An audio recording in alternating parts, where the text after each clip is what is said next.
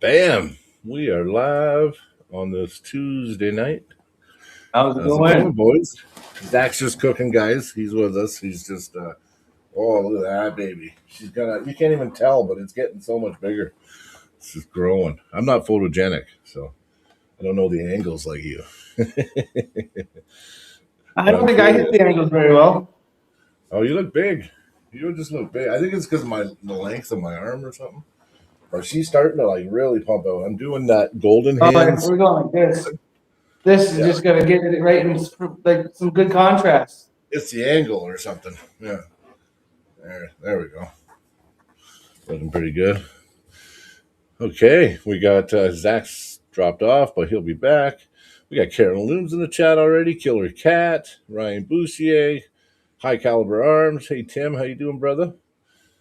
Yeah, let's go. Oh, Tim Lewis is coming on, but he said he might be 10 to 15 minutes late, so it's not a big deal. Figured we started it. We started her off. Been noticing lots and lots and lots of podcasts lately, which is good. I've been watching that Craig Soublier. Is that his name? Soublier. He's getting some really good interviews lately. So good on him. Um, we're supposed to have Bart Wood this week or next week, so that will be good. And then I reached out to Ron Bath, and that's who I kind of I really would like to have Ron Bath on. You know who I want to try to get on the pod, which I think would be an amazing guest. Oh Matthew wow! House, hey brother, looking big. Who? Shit, I'm just drawing. I literally just had his name, and now my brain was like, Oh, nope. I fucking hope. Oh no! Wow, Deadly Day, hey brother. Just got out of the hot tub, feel great. Good workout today, brother. He pulled Devin freaking left-handed. Devin left-handed. What? Camille? No, big tall guy. Oh, Alex Crudette. Yes, there we go. Yeah. I That'd be interesting. He's a nice I guy gave him too. a message. Hopefully he can get back to me. I think it'd be dope to have Alex Cadetra on the pod. Yeah, he's a nice guy. He's a really nice guy. Yeah. Super. Holy shit! Tim leading it off. High Caliber Arms in the house. Super Yes, chat 50 50 bucks. USD. Thank you, brother. Merry Thank you Christmas. very much. That's amazing. Well, Merry Christmas, High Caliber Arms. Yep. Merry Christmas, brother. Yep. That's nice. That's nice. Yeah, we've been working on we appreciate Thank you, Tim. them. Yeah, thanks for your support, brother. We've been working on thumbnails and stuff and trying to do a little more and be a little more professional. But I know I never really cared about that before, but I think we kind of owe it to the viewers, right, to try to make it look as good as possible. So we're gonna start having good thumbnails and all that kind of stuff. So yeah. Oh, hey, I would like it if everybody, Oh, the hype that watches would, on our videos, on the bottom where it says chat, if you scroll over, there's a thing says hype video. It's a newer thing on YouTube. It's only been around for, like a few months or so, I think. But it'd be awesome if we could get some hype on the videos. Yeah, guys. Hyping it, apparently it helps the algorithm, it helps the channel, and it's something to do with like small content creators. So it just helps boost small content creators. So yeah, like you can subscribe, but now you can hype, and you get 3 hypes a week. So you know what? If you want to use the 3 hypes on us, we don't mind because it helps the channel a lot, apparently. I don't know exactly what it does yet, but we'll find out if we keep getting a bunch.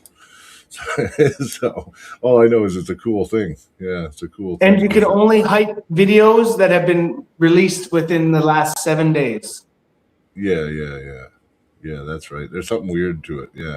So like if you come back, I don't even think you can do it while we're live, can you? You have to do it after. No, you got to, it's after it's done being live, so you'd have to go and just do it at a different time. Uh-oh. Somebody's going It'd be kind after of cool if you could. Hey, there's some kind of What are you going after, Tim? Little Timmy is garbage, bro. Go watch our super match. Well, who is this? Who are you? Who's borderline arms? Oh, let me see. Can I tell by the picture? I can't see it. Oh, you better have another super match with this guy there, Tim. uh, Carolyn Looms, out northern friend. Oh, you and Tim were my favorite super match. Oh, it must have been a decent super match then. Yeah. Hey, that's also another entry you got to put on for the uh, for the giveaway today. Oh yeah. The Yeah, yeah. giveaways. Oh yeah. He'll get an extra one. Hey Tim, how are you, buddy? Did you How figure we it out? doing? Yeah, I hear you. I Yeah. hear you. You're good, brother. Yeah, yeah. Well, we just had some.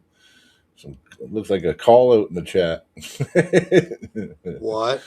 Yeah, yeah. Well, not you. You get what? You have a super match every weekend. Oh, Hey, you're a pretty I active guy. wouldn't be surprised. Yeah, no, no. Do you just accept? Do you just accept it that everyone wants to pull you? I don't know why sometimes. Like, Well, you're a really strong guy. That's probably why, right? And they feel like if they can out hit you hard enough and fast enough, then they feel good about beating a really strong person. I think that's why they do it. Well, I remember back when I forget who the guy was. I think it was like Matt Wiles or something. Dakota was having a super match with on Mac One, and after that, Matt Wiles was supposed to have a super match against Tim. And everyone, I remember everyone saying that on the left arm to be considered like next level, you got to beat Tim. yeah, so like they call it the gatekeeper. Hmm. Yeah, yeah, And I believe Timothy Smith from Wisconsin was the one that actually like coined that. But yeah, it was basically like, people get, a win, like a win, in a best of five, in a super match, you yeah. know, they're like really, really like close to like getting in the top 15, Hmm. you know? And I mean, I was trying to figure it out the other day, like a couple days ago, because like we're getting close to the end of the year and Hmm. I might have missed a match or two. Um, How do you figure you did this year? I want to Quite a few. say I counted that I was 17-5. Wow, wow. And I remember one year, what did the super chat say down there? Okay, here we go. Carolyn Looms, $5 super chat. Hey Tim, love your dungeon super match. Will we see a rematch with yourself and Borderline Arms next year? Borderline Arms next year. That must be whoever you pulled at the dungeon. Yeah. The dungeon being Wasn't it night at the the dungeon? Nick Night in the dungeon? Stone event. I think so. I think so. Yes. Well, that was a right-handed match. Yeah, yeah. And you don't even care about So the rating. I did a call out to that guy left, and we were thinking about doing it in April, but I was told that I guess he's going to the Fire Academy. Oh, So that's okay. probably not going to happen for a while. Yeah, yeah. That makes sense. Um, but yeah, I want to say it was like 2024. I did it at the end of the year, and I think I was like it was like 18-4. So I Yeah, mean, like that's kind of what we're looking at. I mean, that's what yeah, yeah. like 80%, like an 80% win That's pretty rate, good. like with It, my left, and then my right is like crap anymore. But it's strong, but it doesn't respond the same as your left.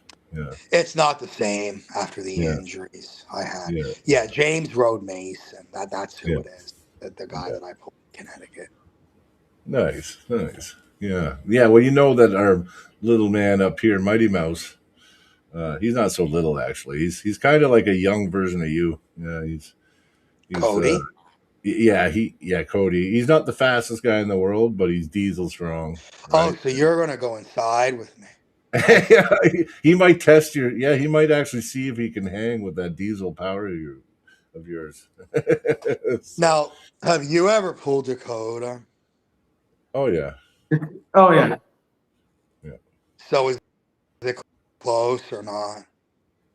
No, I don't think that, like, no, nothing against Dakota, but I think it's really one sided towards me. Yeah. yeah. It's not close. It's not close. I mean, Yeah. I pulled him at that same tournament.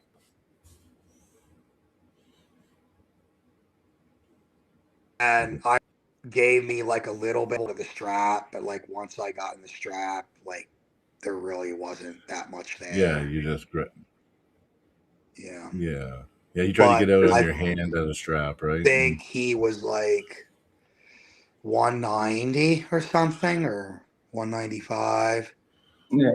maybe.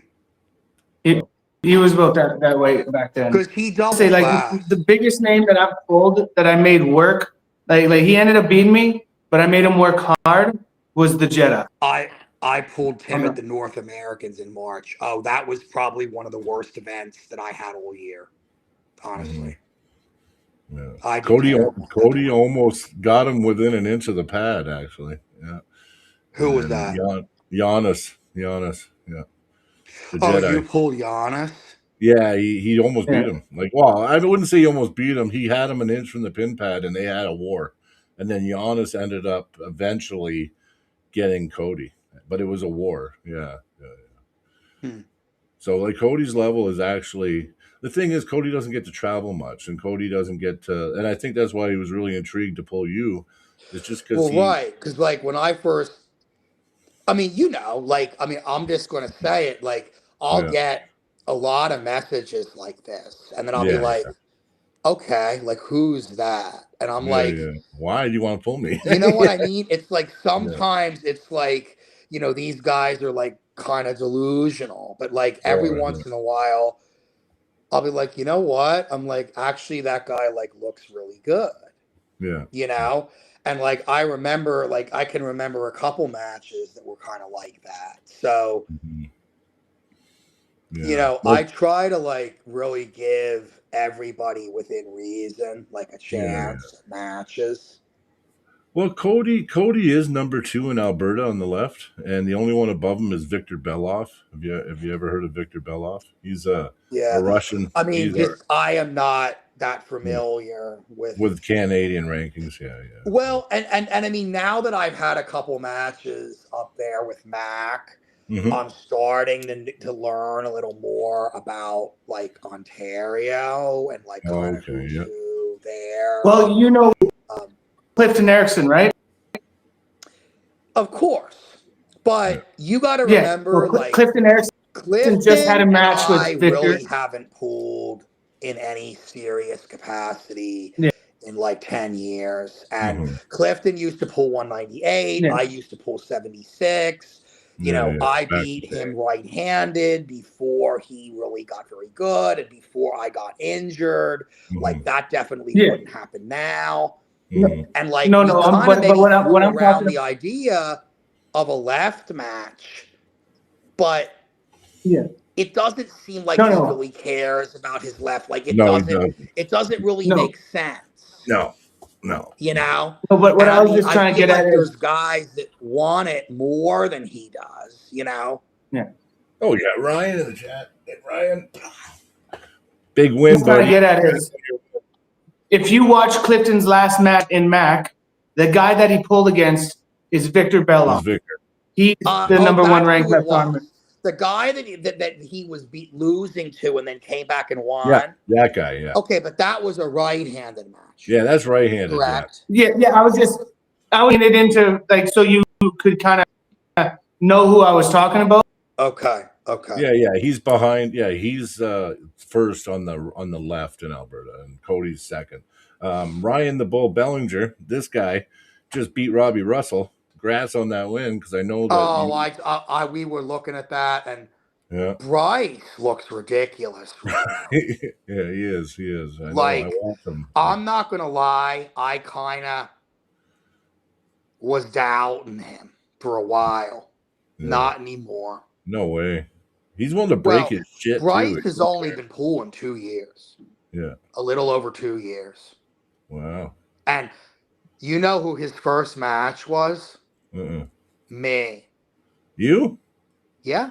Wow. He was literally less than a month into the sport, Bryce Meadows. And he hadn't even had a real tournament match. And he wanted a match with me. And, I'm That's going crazy. like, okay, like, here we go again. Like, this guy's delusional and like whatever. Yeah. And he actually did one tournament, a small little tournament about an hour from me, in East Ohio. And like, I had to laugh at him because he was going to like pull the amateur class. And I'm like, amateur class? And you're like, going to pull me? And he's like, well, I've never competed before. And I'm like, but he wasn't kidding. Like, he actually had never competed before. And I'm like, well, like, the problem with that is, like, you can't, like, pull amateur class and then have a super match with me 2 weeks later. Like, that's just not going to work, No. So I think he did end up pulling pro at this tournament, and he got, like, third or something. Like, he didn't beat Rich Calero, but, like, he gave him a war. But I beat Bryce 3-0, both arms. Like, left was real bad. Right was convincing, but I think he almost flashed me the first round. And this was in southern West Virginia, like November of, 2023. It's not bad for just being brand new to the sport, though. Brand new. And when I say brand new, I mean like went to 3 practices. Wow. And has never, ever competed except that one, little tournament that he did. And then he lost one other match in Virginia to Dan Swords, I guess a month or 2 later. He hasn't lost since that.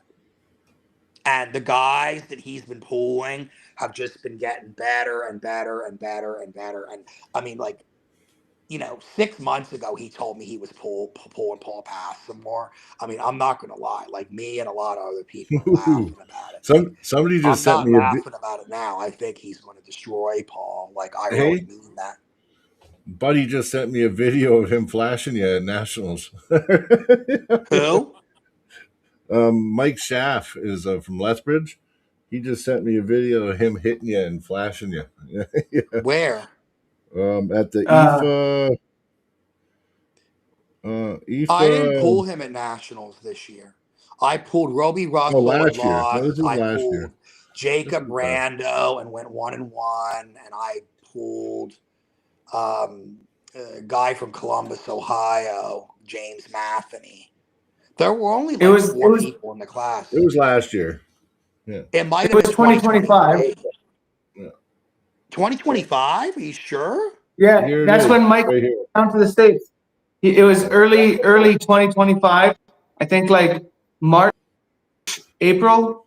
Are you sure it was Nationals? It wasn't the Vegas tournament? It might have been the Vegas tournament. It was the Vegas tournament. I did horrendously awful. I don't even think I won more than 1 match at that whole tournament. It was the worst event I pulled. And wasn't it a right arm pin?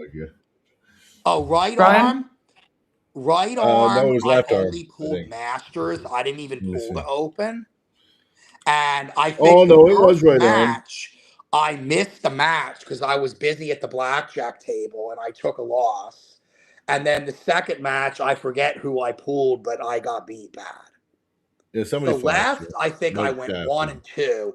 I lost to Dallas Logston, who then later ended up getting injured, like in the class. And then I beat somebody that I don't remember who it was, and then I lost, I think, to some Canadian. Yeah, it was the North American Championships, he said. Yeah. Yes, it was. Yeah. I did not do good. He got his pin on the right hand. Yeah, he was just proud he pinned you, and so I give him some props, Well, right? beating my right, like I'm gonna be honest, it's not that impressive. You know, Mhm. like my left is what I'm known for. You know, Yeah, yeah. No, we know that. We know that. And Cody's a lefty too, but Cody's strong on the right too. Cody doesn't realize, but he's actually, I think he's equal on both arms. a lot of It just people his tell left me stands that. out. I just have trouble caring. Yeah, yeah. Well, So, especially if you did you don't care see about your some of the right. matches I had, like with some of these Canadians this year? Yeah, well, especially if you went to Mac, right? What do you think of the Mac table? You know, I got one behind me, right? See it? Um, right. I'm not claiming that I can beat Bryce now by any means. Oh yeah, Um, yeah, yeah, I'm telling a story about when yeah. he But was brand when he new. got his first Yeah, super match, don't yeah, take that the wrong way. Like I yeah, yeah, was after pulling Bryce a month ago, and I couldn't move him either arm. yeah, So yeah, yeah. yeah. Especially if he was Uh, that good, that fast. Like, give me a break. well, and he's 250 pounds now too, as well. Oh, is he? Oh Oh, yeah, okay. yeah, yeah. I don't think he's making 220s anymore.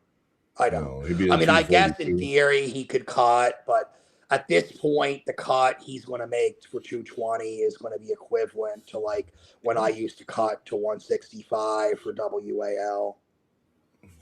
Yeah. So, here's a little question for you. I mean, like you said, you pull like 20 something super matches a year. You got like an 80% win streak. I mean, you're kind of known as the gatekeeper, and it's probably a lot of fun for you because you get to constantly get challenged. But But I do you think have? that's the problem. I think it's too much fun, if you want me Yeah, to be yeah, honest. yeah, yeah, yeah. Because I wanted to know, like, And is I there any think, goals left for you? say that again. Like, do you have goals, like, still, or do you just do have fun and just pull whoever wants to? Well, my big goal is to get to the top 10 in North America with my left at some point. Yeah.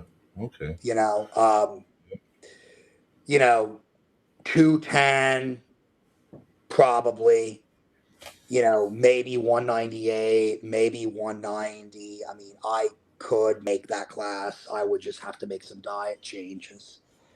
But I think the real problem with me Mhm. is it's it's too much fun to do these events. So like I know what I need to do. I need to, you know, cut the number of matches down to like 5. Mhm. Yeah, yeah, and be a And hundred I percent need to Well, ready have for every. more, regimented training Yep, cycles, yep. you know. And I've talked about this with like a lot of people that I train with and like other poolers. Like I don't think I've ever like come on like a podcast and talk about it publicly, but it's Yeah. what I struggle with is like I don't do anything else.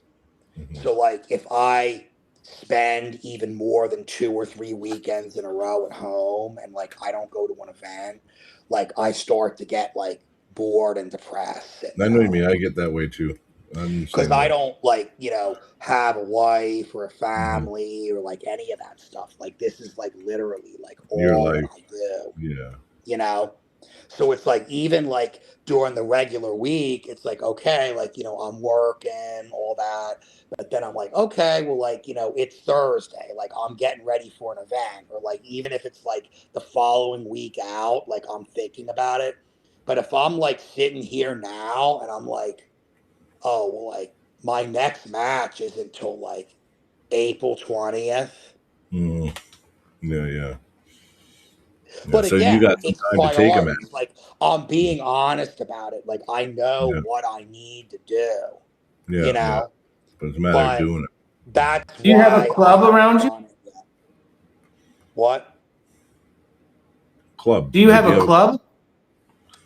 So I have different groups that I Yeah, practice with. yeah, Okay. yeah. I wouldn't say like this is my club and I always go to this team. Like I probably have one group that's an hour, 20 minutes west that I go to sometimes. They practice on Thursday nights. I have another group about an hour and a half south.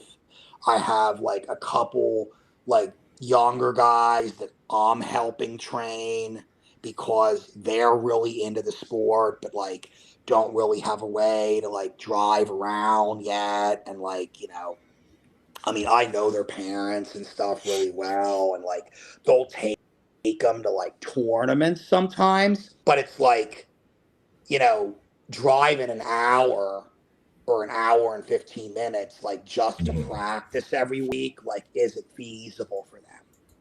So, like, Yeah. on a weeknight, like I'll go train with somebody like that. And then, like, sometimes, like, one other two people come, sometimes not. But there's probably like 5 or 6 little groups like that. Mhm. Now, in So, terms of like top level guys, so like this is what I have access to. I have Paul Talbot's about an hour and a half away. There you go. Brandon He's good both Alcester arms. is about 3 hours away. Paul Lynn is about 4 hours away. Storm Chelino is about 3 hours away. Cody Smith, who is really good lefty, four Yep. hours away.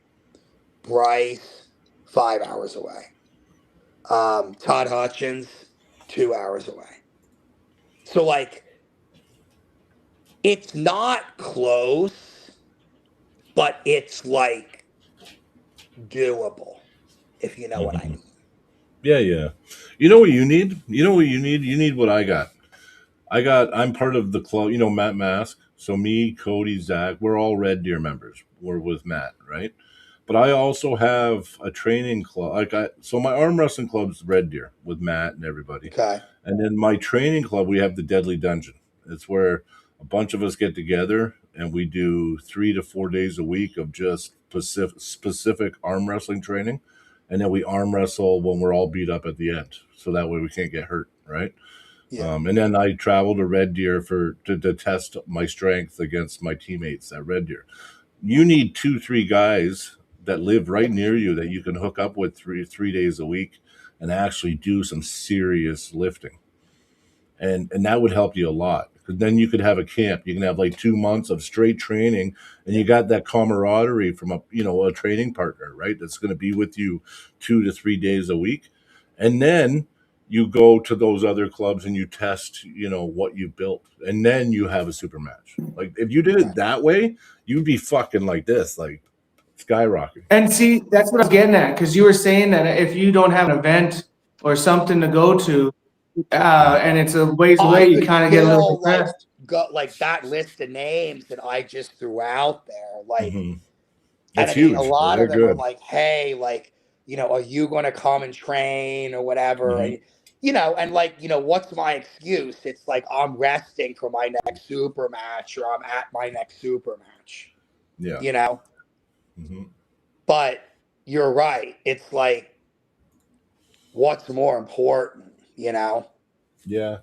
Well, I think if you have that goal to be in the top 10, you can't pull as often, and you do need a little more. You need a really good training camp to build that strength and conditioning, Mhm. and then have a proper deload, and then a super match. Because Right. then the caliber of pullers you'll be will be much even higher, and you won't have to pull just Right, everybody that because I shows up. mean, like, let's face it. I mean, like, what, like 21 match? I mean, you know, 10 of those matches were like 2 years. challenging for me, and like Oh, maybe okay. Yeah. five I won and five I lost, but like the Yeah. other 10 were kind of like Well, not there so is a super much. chat here You from did. Yep. Carolyn for $5, and she's asking, "Hey Tim, do you see yourself pulling James Rhodes Mason once he Right. graduates in May?"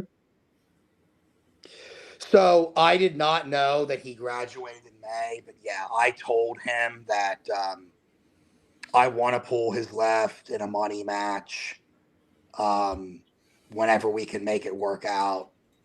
Okay. And we had offered April, I think it was like April 19th or Give me April 1 second, guys. 26th or whatever it was. And it didn't work out because he was still in the academy. But yeah, if I know that he's done in May, then we will definitely revisit that when he's out. And then she was wondering if you're going to make any promo vids. Brian, do you see that better? It says, will you make any promo videos like James? Yeah, I mean, I'll make promo videos, but they're not going to be like real silly ones like he does. I mean, it'll probably just be like some of my prior matches, you know, that I've had, and like maybe like some cool music or anything. But you know, I'm not really about like the kind of personality that he has, like with some of the goofy stuff.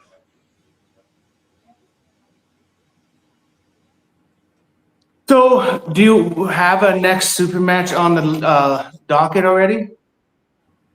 So I have a bunch, but the one that is really important to me that's coming up is February 7th at the VAL with Grayson Leprosky.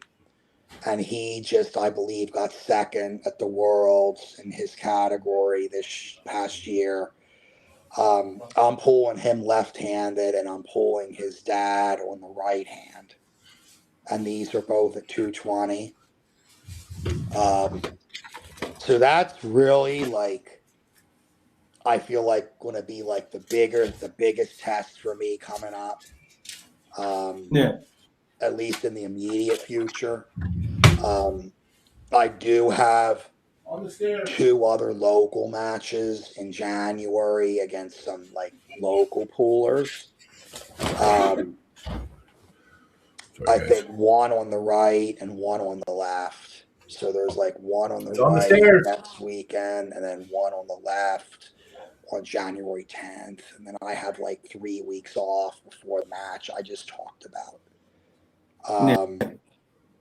And then in March, I'm on the Rivals card in Illinois with the #1 ranked guy in Missouri, I think at 198 or 190, Ronnie Shawley. So that's a match for March.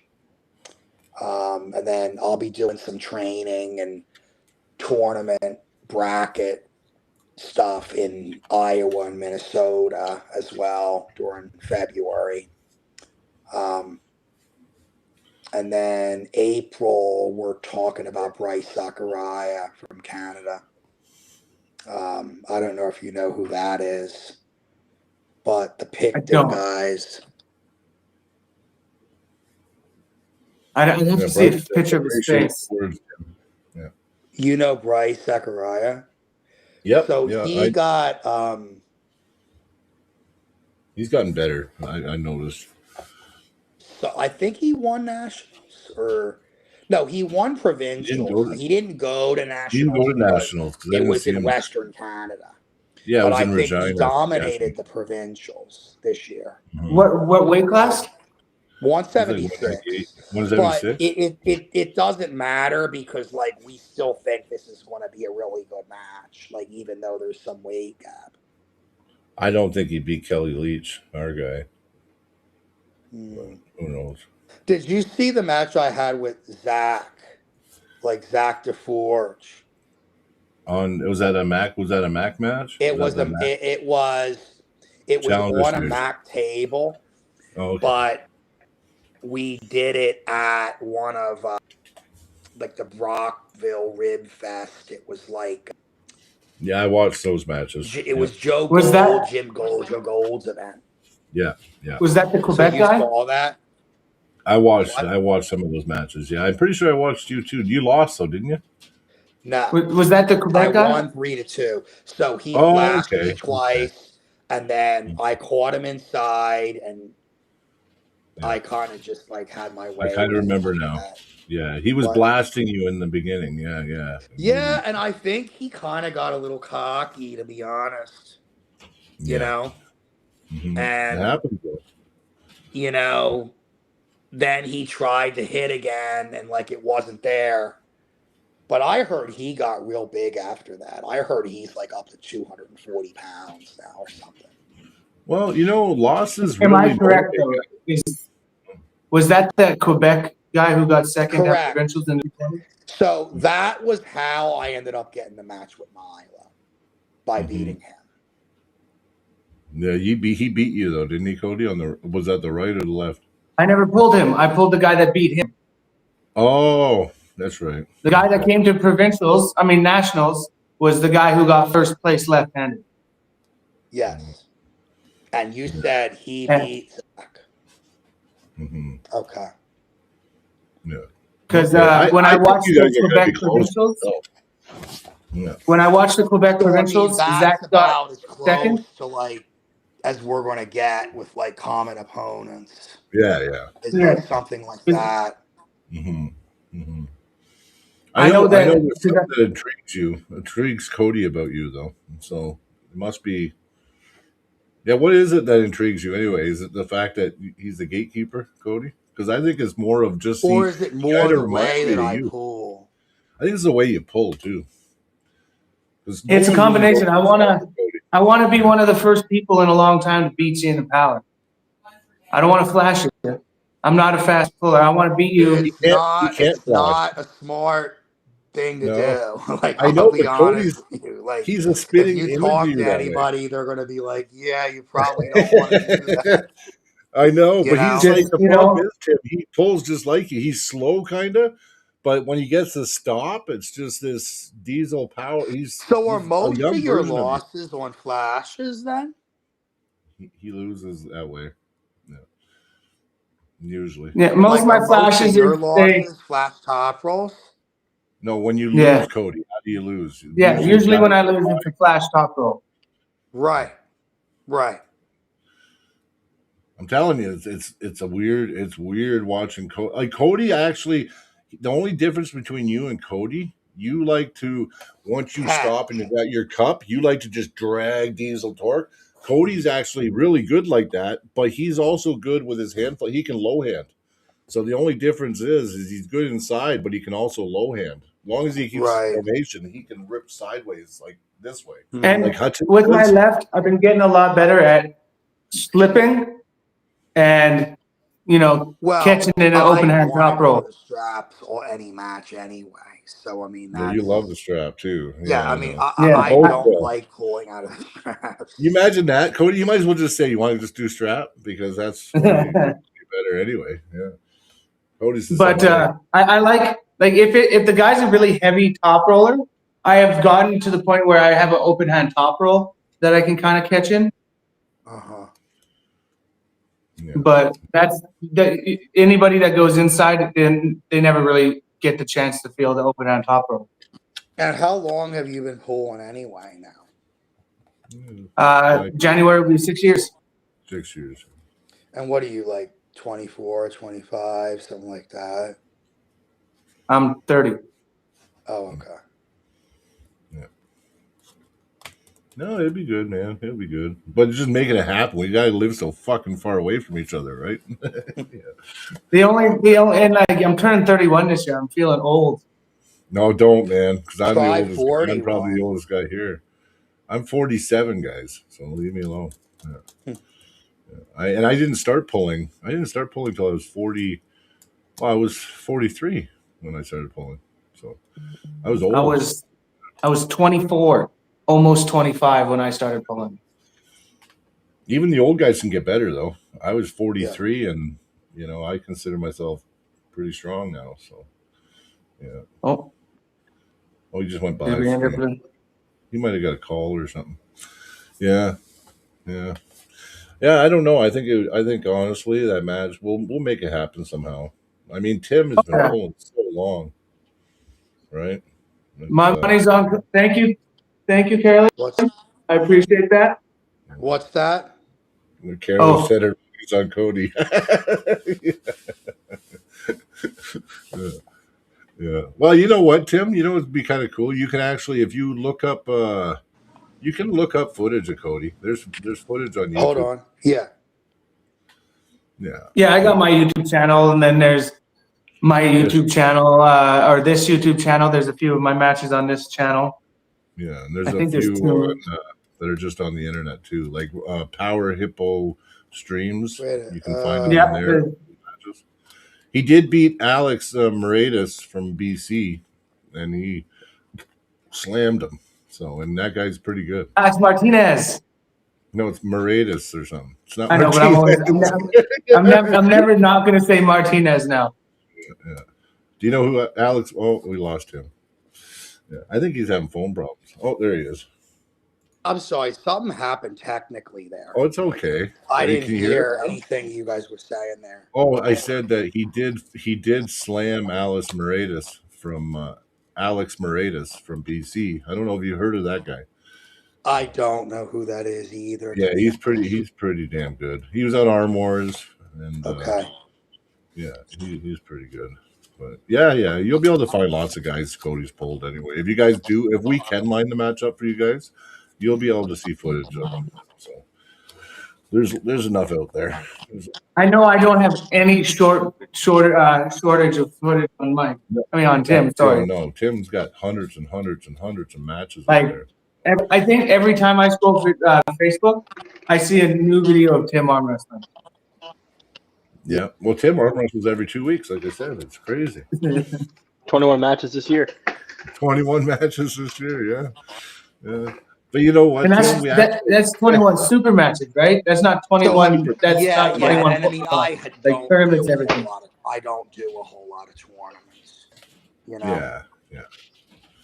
No, it makes sense. It makes sense. Well, actually, you Which know is what? kind I've of been one of the watching ways that I am able to do that many matches. Yeah. You know. Well, when I started arm wrestling, I noticed I seen some matches from you, and I've been following you since I started arm wrestling. And I've always enjoyed watching your matches, and I like your diesel torque, fucking slow but steady power right to the pad. And Right. I've always enjoyed watching you, so I'm actually a fan, Tim. So Yeah. Well, I noticed from what I see in a lot of your videos, you seem like a lot of you're a lot of like bicep and straight sideways pressure. Right. Is what I kind of see on the videos. But like, I may be wrong. You never know. You might have a heavy back pressure. I like just seeing it just go so slow, but like as he needs to apply more power, he just adds more power, and it just seems like he just keeps adding until it goes to the pad. That's what it looks like every time I watch. Yeah, it's just like a slow diesel fucking engine. You know what I mean? Lots of torque. Yeah, lots of torque. Yeah. So have you had actual like super matches or? Yeah, he's had quite a few. Yeah. A couple. Yeah, I've Not as many as you. Not as many as you. No, I don't like think you had a anybody's got few you this on that. year or what? Well, this year I've had one, two, I think four or five super matches. Five. You had five. You had Jared. You had Joe Fox. He pulled Joe Fox. Yeah, there's Jared, Joe I've Fox. heard that name. Yeah, he's Jordan Spadell. I think he's still in the top 10. Maybe. Jordan Spadell, Connor McKenzie. What rank is Joe? Zach, do you know? Who? Joe Fox. What about him? I know in the hook rankings he was like 9th or something. Where is he from again? Grand Prairie, Alberta. Oh, okay. Yeah, that was a right on. He pulled at Monster Factory before too, Joe Fox. Yeah. He's super good. Oh yeah, and I had two super matches in Grand Prairie. Yeah, who else did you pull? Oh, you pulled Evan. Kyle yeah, Evanoff? Kyle Evanoff. Oh, Kyle Evanoff. Yeah, that's right. So do you have anything planned, like scheduled already or not? Well, we got Battle Zone coming up in February. That's going to be big. Do you have a super match there? Or? Maybe. No, I'm not going to be having I don't think I'm going to have a super match there. I haven't been able with anyone. And I've just figured out some things that I'm going to have to figure out for that weekend anyways. Mm-hmm. Well, we're supposed to do an arm wrestling clinic on the Sunday, so we got to figure out something. Super chat, Carolyn Looms, Yeah. $2. Thank you very much, Carolyn. We appreciate you. Tim, Woohoo. were you satisfied with the Mike Hawks redo? Yeah. Sean Hancock is one of the best referees there is. I like him. Yeah. I would never sit here and argue any calls that Sean makes. Oh. You know, it was a very close match.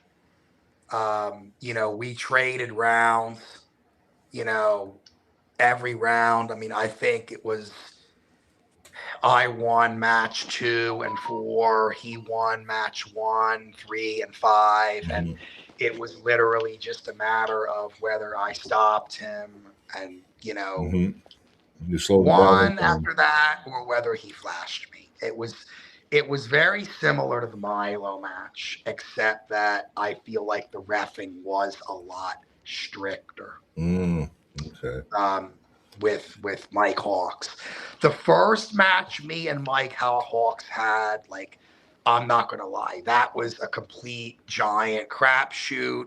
I feel like we both got away with a lot of cheating in that match, and you know, I'm just gonna be honest, the referees were not qualified to handle that match. Period. I mean, the score ended up being 3-2 in the other direction. I feel like me and Mike could have 10 super matches and the outcome could be different every time, like depending on every who. time. Yeah. But it's always going to be like 3-2, 3-1. Like it would never be 3-0 either way. Yeah. You know, because there's just such a difference in styles there. Like, you know, I'm going to get a couple stops, he's going to get a couple flash pins, and then it's just going to be a matter of like who can get more fatigue on the other guy at the end of the day, and you know who has a little better day. Like we are very, very, very equal, and he was just, you know, a little bit better that day, and you know he won the match fair and square. You know, I could say nothing about the refereeing. I watched that match. You know, yeah, I'm sure I watched that. You know, that's one thing about Sean Boone Hancock. I noticed he has a lot of levels for his refs, so I don't know if you need 8 levels for reffing. Like, you know, that's the only thing. It is a lot. I mean, again, I don't know how he kind of, you know, came up with that, but we got to do something in general to get the quality of reffing up at these tournaments, because I think 4 I mean, levels. I don't know what you see up there, but like especially at the local level here. Yeah. I mean, it's pretty bad. And like, you know, it's not like, you know, I mean, these guys are trying. It's just like they can't handle, like, you know, 2 top level guys up there. Is there an oversight committee for the refs down there? Like here there is. So there is for, you know, like legitimate events, you know, like nationals and like top level promoters. And yes, I mean, we have like junior, senior, advanced senior, masters. And then, but the problem is that your everyday local tournament is just like run by some local promoter that kind of does whatever they want. And, you know, they only have $50 or $100 to throw a ref. So like, you know what I mean? Like, what are you going to get for? So what happens is like, they might have one guy that's like somewhat okay at it locally and they'll head ref. But I mean, I've been to events where they just like throw in random volunteers down reffing, and like the whole tournament is like that. And again, like I'm talking about your local events, but like there's a lot of these things, you know? And see, down here, we don't really have that issue because like everyone that does like the local Alberta events, they're all level 1, level 2, level 3. And then there's master refs. Yeah, We see, never have here anyone it's in. like we have guys sometimes throw tournaments that like really don't have much experience doing it, Mm-hmm. you know, or like maybe they do it once in a while. But you know, there's enough of a market where people just want to be able to pool somewhere that's an hour away from them instead of driving 5 or 6. Mm-hmm. And like they'll still get 50 or 60 entries at these tournaments. Mm. Yes. But the problem is like then there's like one of these every weekend somewhere, and like now you have like 10 really small events with Yeah, like that's no good 3 though or either. 4 people in a weight class Yeah. instead of like having like 2 or 3 really good tournaments that are stacked. Mm-hmm. You know, No, I don't like so the you know oversaturation. you give up that so that you know guys can just go down the road and arm wrestle. Yeah. I mean, it's You nice that know, everybody can, but I mean, you don't want to oversaturate it. I know here, Yeah.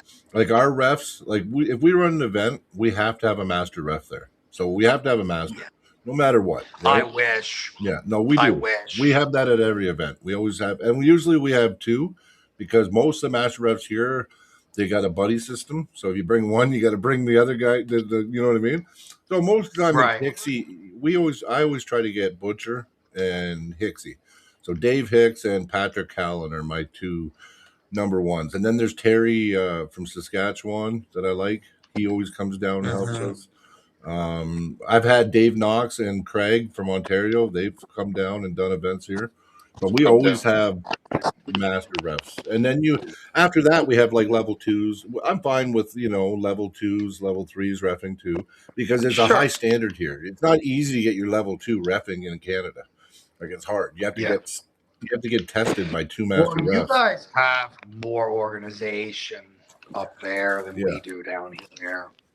You Yeah. know, it's not great, but it's Mhm. a lot better than, you know, No, I there's get it. so many leagues and so many promotions and so many, you know, levels of tournament.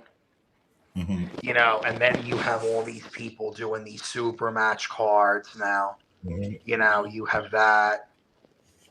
And I mean, you have Yeah. everything from like the really big ones with like, ranked guys to just kind of like ones where like local guys are like calling out other local guys. Yeah, I know. Yeah, we have that. No. We have that too, but we're actually And we're those are starting. fun.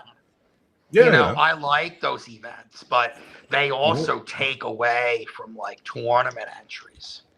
Yep. You know. Yep. I agree. Yep. Well, what we're doing, we're starting a league, and we're going to eventually have a ref program for our league. So we want to get enough guys certified and trained up in this area, so we never run into that problem. We And then they're going also to be have a refs for our problem league. with a lot of our better referees here are getting older. Mhm. We Mhm. need to get some guys under 4 interested in this. Well, Because I went all out, but the problem is that I like arm wrestling, yeah, and I was and refing I all the tried time.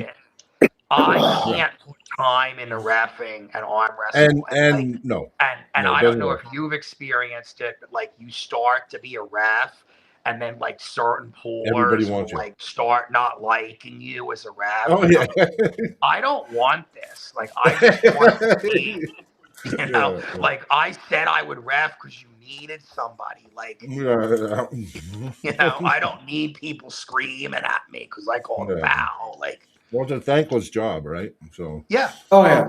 And nobody's doing it for the money, like. Mhm. No, it's not. You can't make money off repping. It's just the love, or it's to. You know what? I got my certifications because I wanted to help out people if they needed it, but I didn't want to be a full-time ref. I No. wanted to be like, you're sort of ref. I can step Now, in, I maybe guess. it's something in 10, 15 years I go Yeah, back to. exactly. That But I'm too. like, Yeah. as long as I still think my left is like pretty darn good, it's like Right. I don't want to go back to that. Yeah. Yeah. Another thing is try reffing 8 hours and then competing. It doesn't work, man. I tried it. I try to do brackets and compete, and that's hard. Yeah, And I'm yeah, sitting down, yeah. No reffing, and I'm 6'4". I'm 6'3.5". So imagine you me know, reffing. which is like, I'll tell these promoters, like, they'll have me come do brackets and, I'll do a super match before the tournament. But I mean, like, once I'm like sitting there, like doing the brackets, I mean, my mind is like in a completely different place. Like, I can't like think about that and then like try to, I mean, I could do it at a local tournament, but like, I can't do that where there's like any like really good competition there, Yeah. Yeah, yeah. Well, I mean, we got a lot going on. We got this podcast, and then we're starting our own league, and we franchised in with the So 98. what kind of league is it? Is it going to be MAC or is it going to be something No, else? well, we're a 98 franchise, so it's going to Oh, be. you are. Okay. Yeah, we are. Because you want to know what it was with the 98.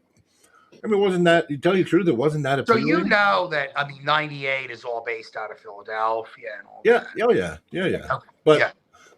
but now there's 11 of us, so there's 10 states and one province now, and then Okay. there might be a second province coming in soon. So it's just the networking I care about. Like, I really want to have some kind of network across every state and province, and somehow that we can even have our own ranking system that can be legit. Like, we have our own ranking system we're starting here that's going to be outside of our current ranking system, and it's going to be a lot different than the old one. The old one, if you pinned a guy in a tournament, didn't matter if he pulled 5 classes, you got his rank. Well, we said we're done with that So, I shit. mean, like, what do you think about this? Like, because I mean, like, guys can double class Yep, or they could have a super match or yep, like they that's right. might get into a situation in a tournament Yep, where like somebody wins or loses, but yep. they're obviously not You fresh. hear?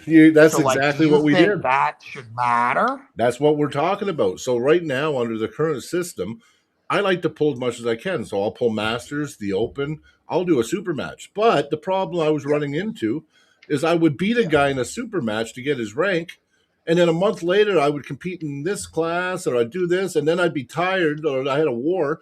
Then this guy beats me once, and he gets his rank back. Well, we had enough of that. Right.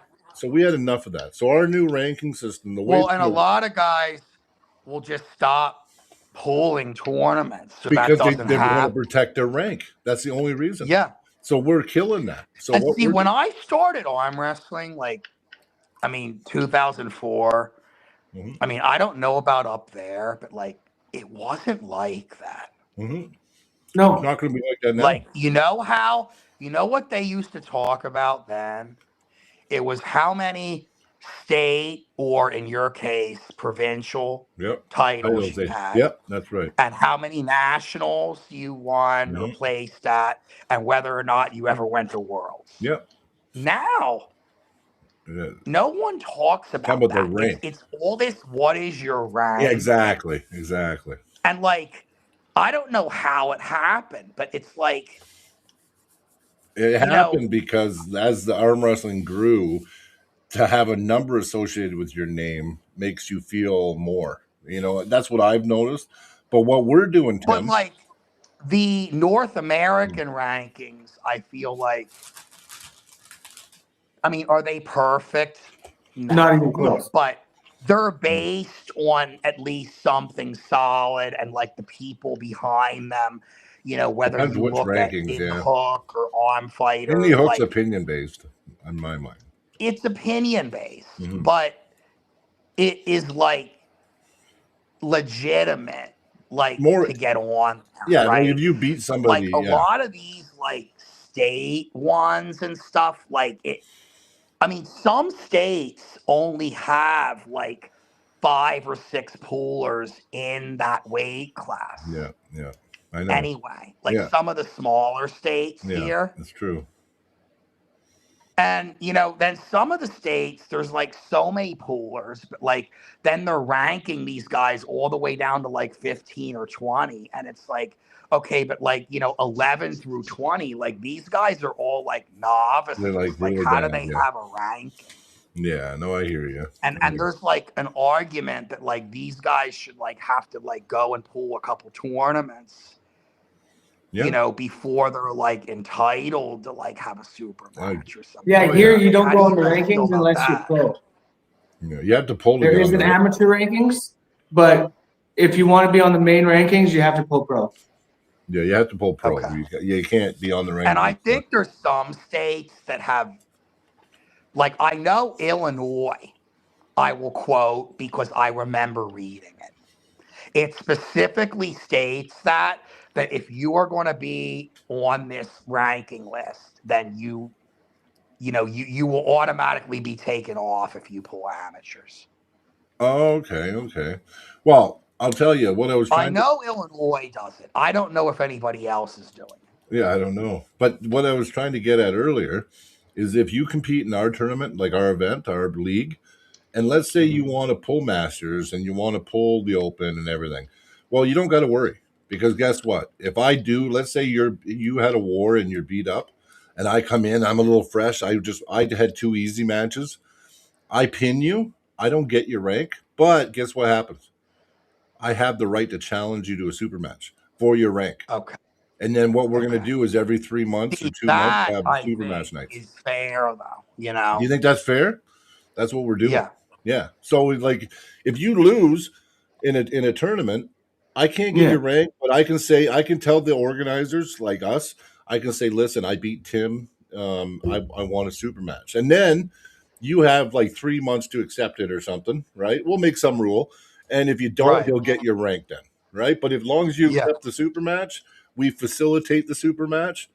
Boom. And guess what? Guys are going to back off from that because they're going to start getting smart. Oh, I beat him. You know what? This is not the same guy I pinned in the tournament.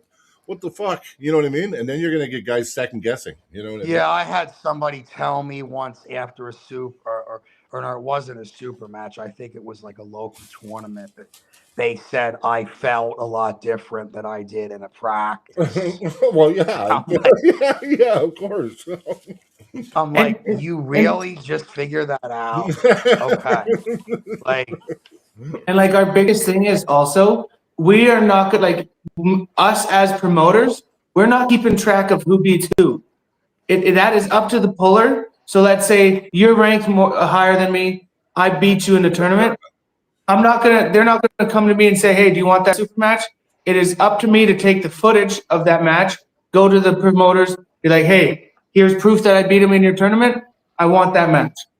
Yeah, and then we'll make it happen. Yeah. well, I mean, we wouldn't even have to do that here. I mean, I don't know what you guys do there, but everything is all like in Aries now. So like, Aries is just a rating system. That's not a ranking system. Yeah. well, it is, but you can still see if somebody beats somebody in a tournament. Yeah.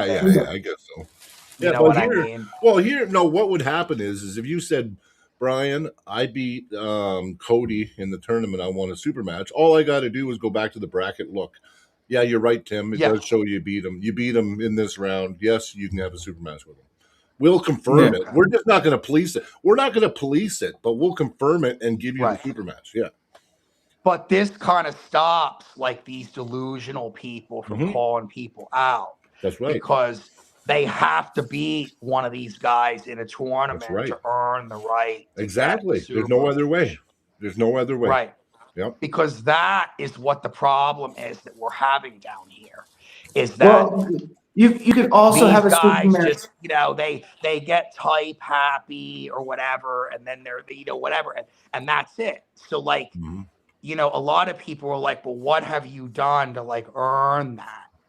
Well, and I mean, it's different. yeah. I mean, me and you live far away, and Yeah. like, I've already seen that, like, you're good. Like, you know what I mean? We're probably not going to ever pool in a tournament. No. But like, we're talking about these like local rivalries or whatever. Yeah, exactly. Yeah. Well, and you look at it like this. So I got hit with the question. They go, well, listen, if you make it so they don't get ranked in the tournament, why would they go? I'm like, well, they can still say I won the tournament. They can still win the trophy. They can still win the cash prize for being in the top 3. You know what I mean? So there's lots of reasons. And plus, you want to move up in the rankings. You want to beat a ranked guy in the tournament so you can challenge him to a super match. You know what I mean? Right. And like, So there's a lot of because incentive to do the rankings this way. the only time that you have to agree to a super match, besides losing to someone in a tournament, is if they're one rank below you. So if I'm ranked 5 and Okay. ranked number 6 wants a super match with me, I have to say yes. I don't have the right to say no. Yeah. But then if you win, he can't ask you for a year anyway. So that's the way it works. Okay. Yeah. Unless so he you can't just beats me in say the every tournament. month I want to super match you because I'm one Right. under you. No. Right. Right. Yeah. Yeah. So I mean, there is some good rules. We're trying to make So it. you We're trying to said change what? it. You're like number 2 in such of these rankings Yeah. right now? Yeah. Right now, I'm ranked number 2 in Alberta in the Because 220. of the weight. That weight class, there's a lot of good pullers in it. But that's only on the left arm. On the right arm, I'm ranked 5. Yeah, he's not the same on the At right. least you're ranked Yeah. on the right arm. Yeah, he's good on the right. He's strong on the right too. He really is. Yeah. I know. I'm a super, so I know how strong he is. Mm-hmm. Yeah. And I'm coming back from a really bad elbow injury, but I'm back to full fucking training and I am pumped. I am ready to crush some fucking arms. I've been Canadian Nationals this year. My whole elbow let go, my flexor ligament, my UCL, everything ripped. Right. And I was done. Like I couldn't do 5 pounds of side pressure, but UCL. UCL was just one, and then it was that other ligament. The fucking Paul Lynn did it to his elbow. I just call it the flexor ligament. Right. It's called some long fucking name. The fucking medullaga, Mhm. fucking something fucking weird name. But anyway, I did both of them, and I did PRP treatments and 5.5 months of steady everyday rehab, and I'm back on the table and I'm back to training. So I'm going to come back way stronger, believe me. But I haven't been able to pull many guys in the States, and that's what I want going forward next year. I want to start pulling guys in the States just to Right. get my name out there. I've only pulled one guy, really, and that was Chuck Young, the Destroyer. I pulled him.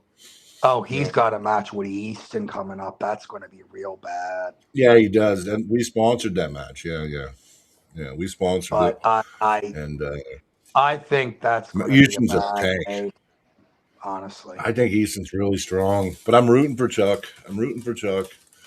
But I think Easton. I've only ever had the one match against American. I've had 2. I lost one because I totally underestimated him. Who was it? Totally underestimated him. Brennan Till from Idaho. I had him. Early on, I was crushing him, and then he bled me, and then my hand blew up, and I was done. And I learned a good lesson too that day. So I'm happy I lost that match. So Hey, Zach, how many have you had? Super matches this year? no, U.S. guys. No. U.S. matches. I think you've had 5. 4 or haven't 5. you? Yeah, 5. I think. So have you had any, Cody? Yeah, I've had one. Jordan Spadell. With who? Jordan Spadell. Against the guy from Idaho called Jordan Spadell. No. Idaho. Okay. Yeah. Did you win that? Yeah, he crushed him. Yeah.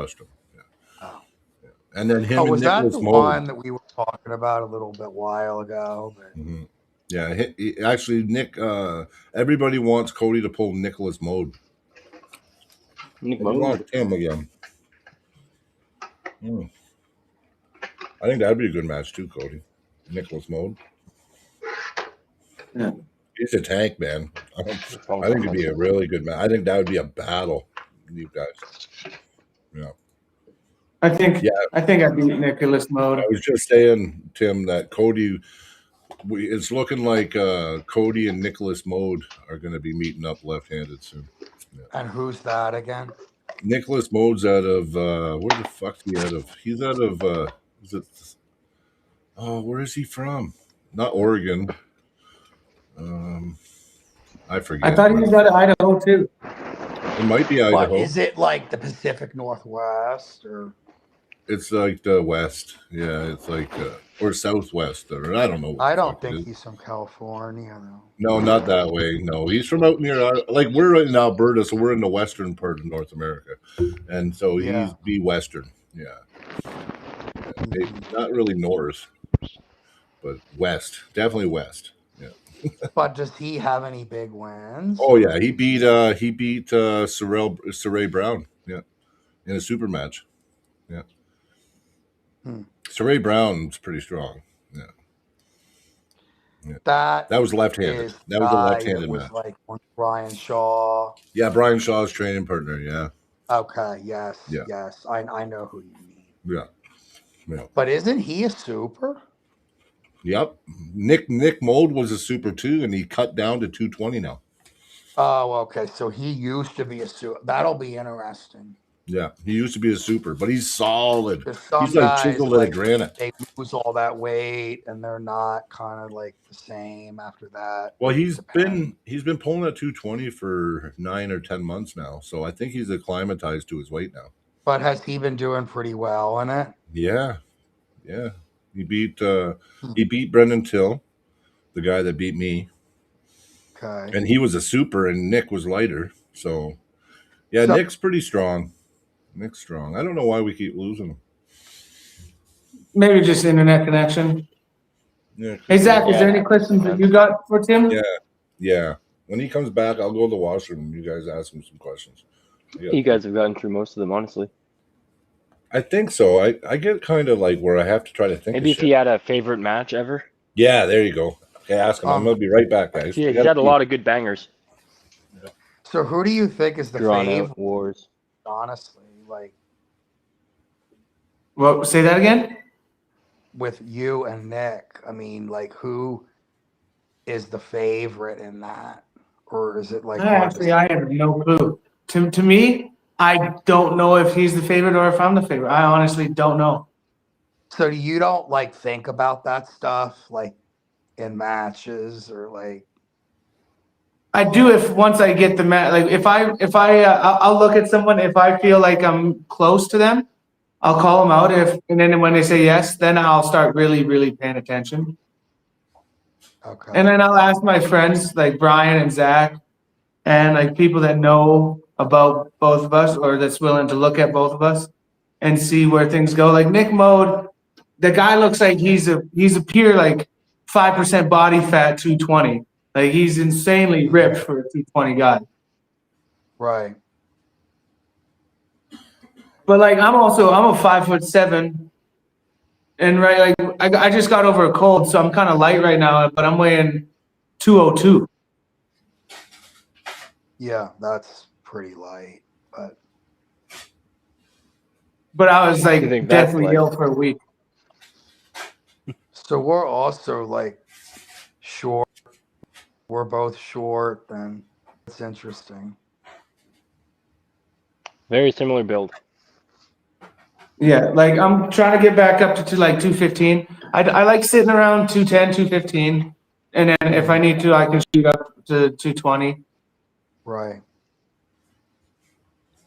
But I've also thought about maybe at one point dipping down to the 198s. Well, I still make it once in a while, like once a year. I had a match in Denver at 198 this year, and then I think last year, like about a year ago, was Washington State's, and I did 198s for that. But it's once a year at most.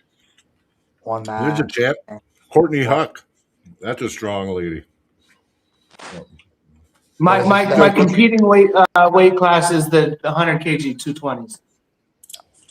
yeah, and I mean for me, it's either the 220s or the two, and some tournaments have their 210 division. I've never actually pulled in a 210 I've never max been one. weight class. That's They a don't little have Yeah. different. Yeah.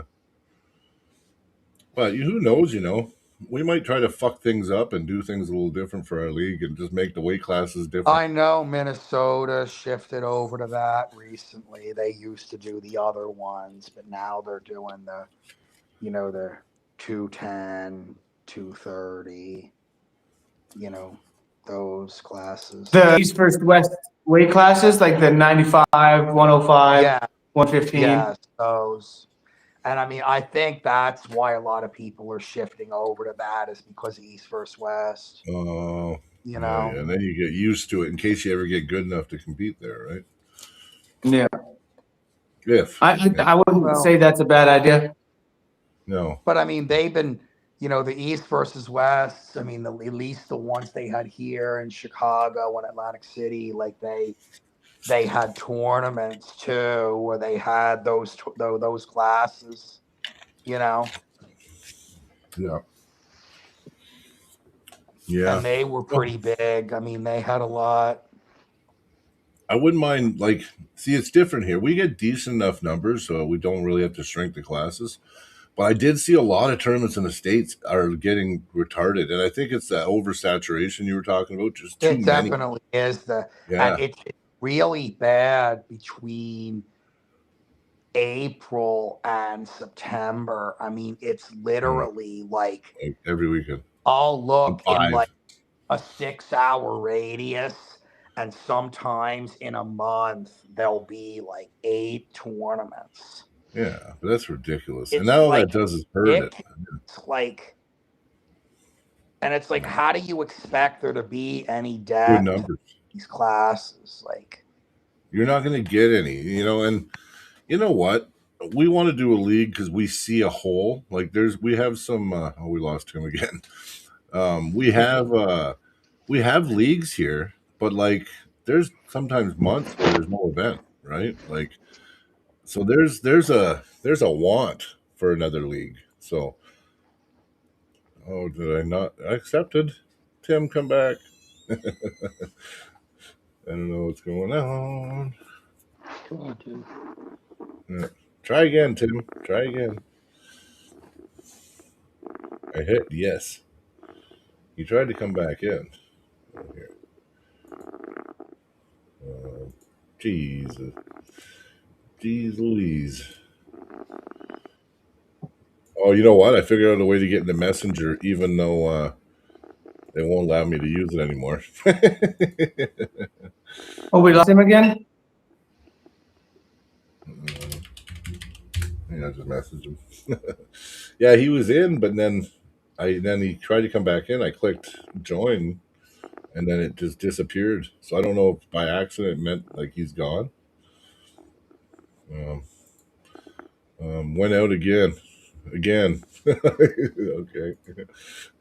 I don't know. It's his internet's flickering in and off or something. But I'll give him a chance to try to come back on here.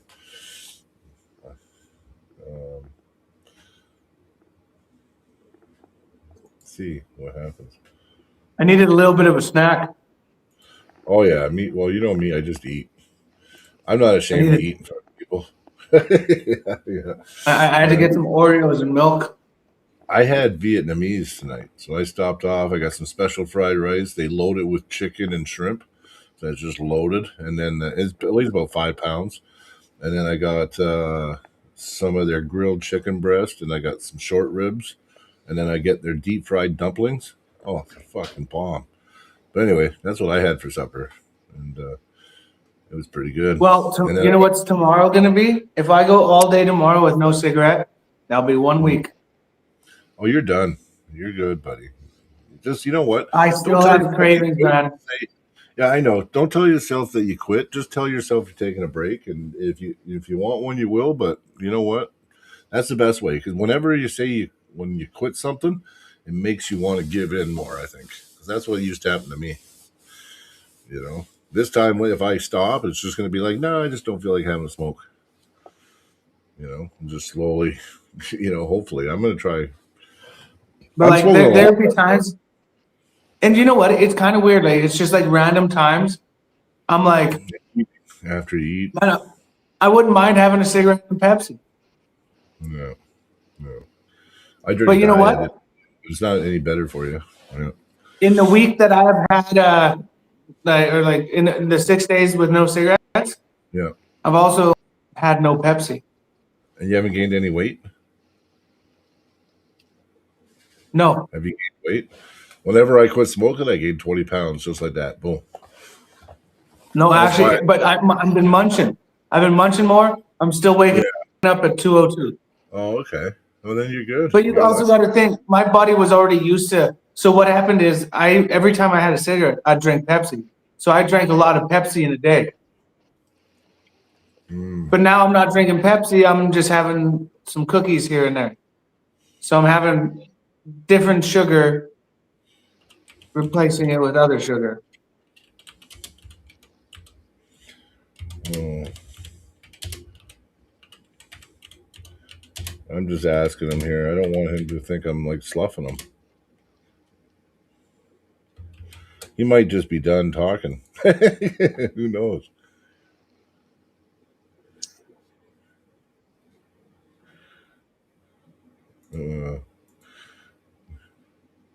So what's Zach up to? What? Cooking food. He can't be What? cooking food still. It's been an hour and a half. Oh, no. He was eating. He was eating. He's probably My there. phone's overheating, so I can't have to leave it on this magnetic charger. Yeah, we're gonna have to. You know what? We're raising some money and buying Zach a phone. That's what yeah, there's those iPhones, man. Would you go Android? it's possibly. If we're getting you a phone, you're going Android. Your I don't even iPhones know suck monkey balls. They do suck. I So know. mine's overheating. That's why earlier I overheated and had to restart my phone and No, I rejoin. know. You have an iPhone. Yeah. Yeah. Right now That's it's at what we're 3%, saying. but it's on I've the never magnetic charger. I used to have iPhone. I used to be like, oh, iPhone's the best, but they always sucked, and the batteries would always go to shit, and I had to have them plugged in all the time. And then the old plugs, they would wreck, and you had to get a new cord every week. Oh, I hated it. And then I went Android, and I was like, My shit. Android has only ever given me the overheating thing twice, and that I've was never during the podcast. But listen, it's because I had my propane heater blasting towards me, which was blasting right at the back of my phone. Oh, yeah, that would do it. Yeah, that would do it. Yeah. Oh, there's Tim. He's back. That looks Back. like a fix. There he is. Sorry. Oh, How's that's it going, okay. We were brother? talking about oversaturation when you left. Yeah. So, yeah, too many events near you anyway. I was trying to remember where we left off when And you then came you back. said something about like that's kind of why I'm starting to like want to Well, start. yeah. Well, here we don't really have an oversaturation. If anything, we have little gaps where people are craving events. Like we have gaps of a few months where there'll be no event. So, like, there's room for a league. So that's why we're going to do it, right?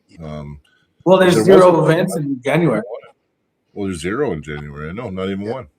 Now, like I know Ontario has like a lot more events and things like that. Yeah, but- Ontario's a little different. Yeah, But I still don't know if I want it to be saturation. You know. no. I mean, we have one every 3 to 4 weeks. You can drive to probably, but like that one might be in Montana, and one might be in. We drive 5-6 hours to some of our events here, right? Well, there it's normal. Spread out. I mean, Well, everything's spread out here. We don't have the density of I was going to population. say, I can drive 6 hours and still be in the same province. Yeah, easy. Yeah, it takes a day and a half to drive through Ontario. Yeah. Yeah, and that's one province. Yeah, it's crazy. It's crazy. It's different here. Yeah. Like, But I mean, from Red Deer to Grand Prairie is 6.5 hours. But what's the purpose of doing, like, who I seen doing a lot of events, and I don't really care for the guy, is Steve Fernandez. He does, like, last year, it was like every 2 weeks I seen him holding an event somewhere. I'm like, what are you doing? And then I hear that he had 56 people there and shit. And I'm like, well, what's the point of doing an event if you're going to have 50 people? A lot of events only have 50 to 60 entries here. Yeah, but what's the point of having them then? I don't get it. They'll just again. There is a market of poolers that simply want something in their backyard. Oh, you mean there's like people that don't like to drive anywhere? Absolutely. Oh. Guys are the ones that show up to events. Yeah, with 60 people because it's like down the road. Yeah. And there'll be an event like let me I'm not like I'm using Ohio as an example because I'm close to it and like I know all the events. Yeah.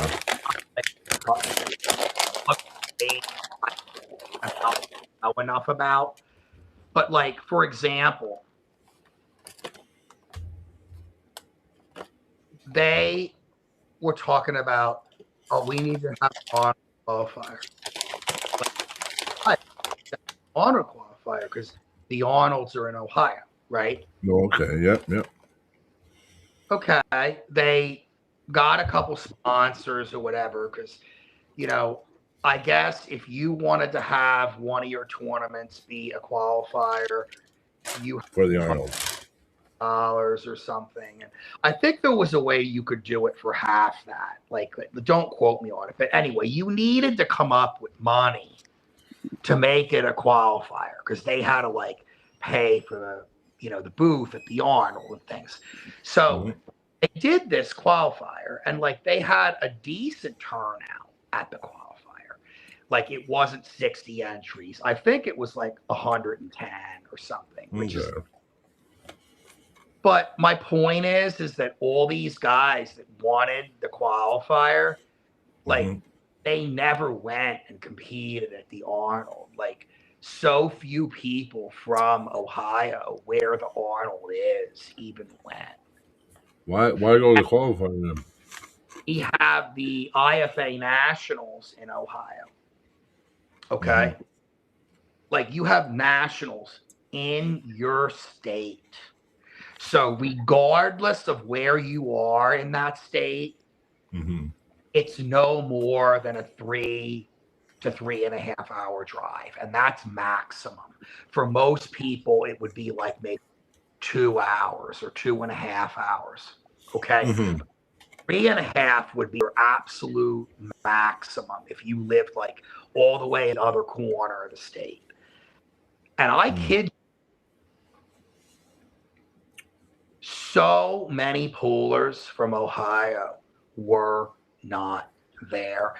Not only that, I saw on Facebook that certain Ohio clubs had a regular practice on day of nationals. And I'm like, why? No. It makes no sense. Sit here and come up with,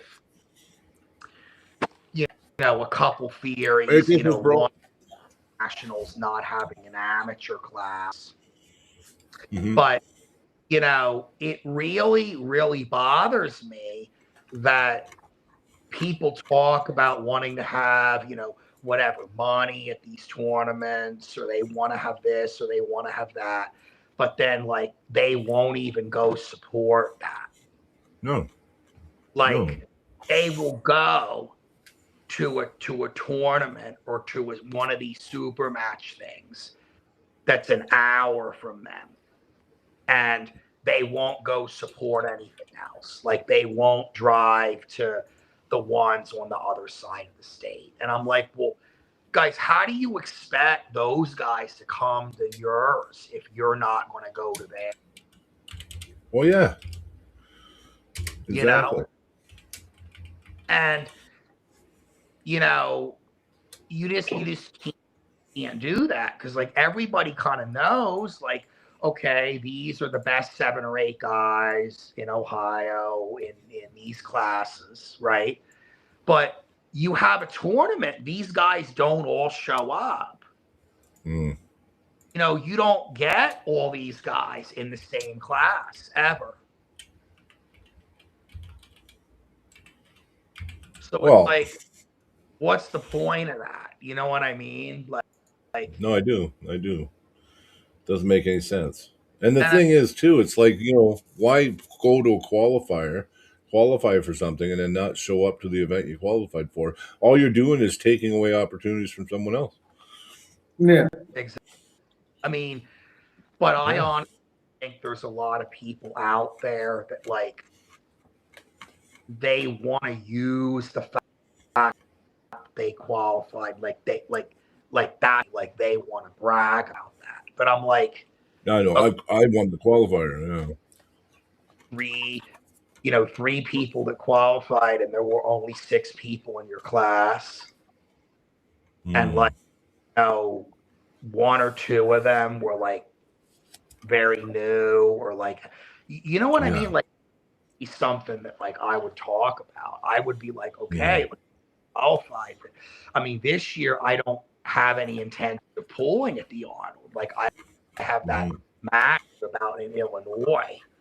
So Mhm. I'm not going to the qualifiers because like I don't it's the same. Would I go to a qualifier if that tournament, like the Arnold, Mhm. is not something that seriously, like I'm training for something else. Mhm. Yeah, that's right. Well, we have an Arnold's qualifier here. We have one Wow. in Manitoba. Ryan Espy, you know Ryan Espy? Ryan Espy runs it. Yeah, he does that. And I have a match at next year's Arnold's, I don't know the qualifier. Yeah. why I brought the topic up, but I guess on the street is they're going to have amateur classes now at the Arnold. Really? They're hurting for money. Yeah. So yeah. I Yeah. Wasn't there controversy around the last Arnold's? what? Not Arnold. There wasn't the controversy. Wasn't Arnold's really, except for they got the jerseys all fucked up. I heard or something. Well, that was But just fake in the ordering. I mean, the tournament was mhm. fun, not the way it used to be when we were on the stage the first day. But I mean, they Yeah. did do a good job with the tournament. I mean, I can't complain about that, but it would have Well, been people complain because of Knuckles Up. Yeah. a lot more depth in these classes Mm-hmm. than we had. Yeah. Now, Yeah. because there were so many, right? And then so many people that qualified didn't go. Well, I can tell you right now, I know that there was some negativity because when the Knuckles Up event, because it was the same guys that ran Knuckles Up, right? And And I there was know a little whatever we didn't pay their athletes or that's whatever. right. That's right. And a lot of people banned their fucking Arnolds over it. Yeah. Kind of Yeah. like, yeah, we're happy, but there was a little more to that because, Oh, yeah. certain people that are no longer with East versus West were doing some Yeah. things, didn't allow certain leagues to compete Yeah. at that. I remember. Like What Georgie and shit. know what I mean? Like Knuckles Yeah. Up kind of screwed over. It wasn't all their fault, No, no. But They were trying to compete. They were trying to compete with a powerhouse that was going to work against them, right? well, and we saw this happen in the past with UAL and Yeah. WAL and all that. Yeah. And in light of all that, I'm glad that Mac and Global Elite, the promotion that I They're was awesome. a lot of, right? But they're doing things the right way, and they're They are. working They are. with East versus West, and they Yep. are asking for permission, Mission. and they Yep. are getting permission, not Damn to right. do anything they want, but No. within reason, respecting some, whatever. And We that's need what them. we need to be doing. We don't I need to be agree. trying to thing each other. We That's need to be right. working We need to come together. together and work together. Yes, exactly. Exactly. I agree with you 100% because see that was the whole idea when we kind of partnered up with 98. It's not really that we want why work against each other, right? When we can work with each other. And like the one thing is even working with the 98. I remember there was a clause in the contract or something. I didn't really like it, but Ryan removed it right away. But it was Okay. something about you can't promote other promotions, and I was like, no, none of that. We promote our channel is built to promote all promotions and all arm wrestlers. There's no lines in the sand with our channel. The only thing I put a line in the sand with, like myself, I can't speak for Cody and Zach, was GW GVW. I put a Well, line in the that sand with was those guys. literally kind of like, Yeah. That people was a were spiteful upset thing. and they were kind of Yeah. like, Yes. little thing that was never like meant to be anything legitimately sustainable. You know what I mean? That's why I'm not surprised that people didn't get paid. And I heard nobody He got paid. I heard it was I kind of did too. like I don't even Yeah, know if I saw any footage from it anywhere. I guess they had I the think a event, little bit. Yeah, you know. yeah. They did release the matches because they were trying to make money off YouTube. They thought maybe they get enough clicks to make some kind of money. But there was no one in the stands there. There was no one watching physically. The pay per view buys were like very bad. They Yeah. got hacked. Yeah, they got hacked, and somebody was live streaming it illegally. So like, yeah, like they couldn't make any money, and then they couldn't pay anybody. But they made it out of spite. They made it out of The spite. Like, whole thing was done out of spite, and that's yes, why I didn't respect it because it was no. kind of just like a play on everything, and Well, I that's used to never going to go a positive yeah. direction. I used to have respect for Gennady, right? I used to like Gennady, but then he shits on East versus West. The first guy to say fuck you and say I'm not competing at East versus West was Gennady. He made Right. a fucking ruckus, and then he goes, I expect the community to support this, and we need to come together. And I'm like, go fuck yourself, buddy. Like, you know what I mean? You just Well, and you that shit was in my room, and then especially you when ask for ice everybody cream. Like, wanted to see him pull Devin and all that, and like that yeah, but all Devin kind of just crushed him went the out the second time. window. Yeah, Right. yeah. No, I know. No, but like it was, and then that Roman guy that ran it with Gennady, he worked for Ingen. So I was like, you can't tell me Ingen's not running the GVW, And did you watch the Makarov match, Ingen and Makarov the other day? No, no. Ingen Didn't won Ingen win? 3-0, 3-0. But I Wow. watched it. And when you watch it, you go like this. It's like I don't know. I'm not gonna say that Like, Ingen didn't win. Ingen won 3-0. But it just didn't look like Makarov was trying. like you Like, to think tell you the truth. I'm not saying the fix was in. I'm just saying I don't want Ingen to send a sniper for my ass, but I'm just saying like you know what I mean? It looked like Makarov. It was like he was almost smiling when he was getting pinned. Like it was. it's harder to fool us than like some somebody just watching it. Like, I mean, I have not Yeah, really it won't fool I us. can't You should watch it. You know what? Watch that match. but I have to say this. It kind of pains me to think about like when let's say a year ago, when you thought Ian's name, you thought of his past things that he did, like his past. What would you say?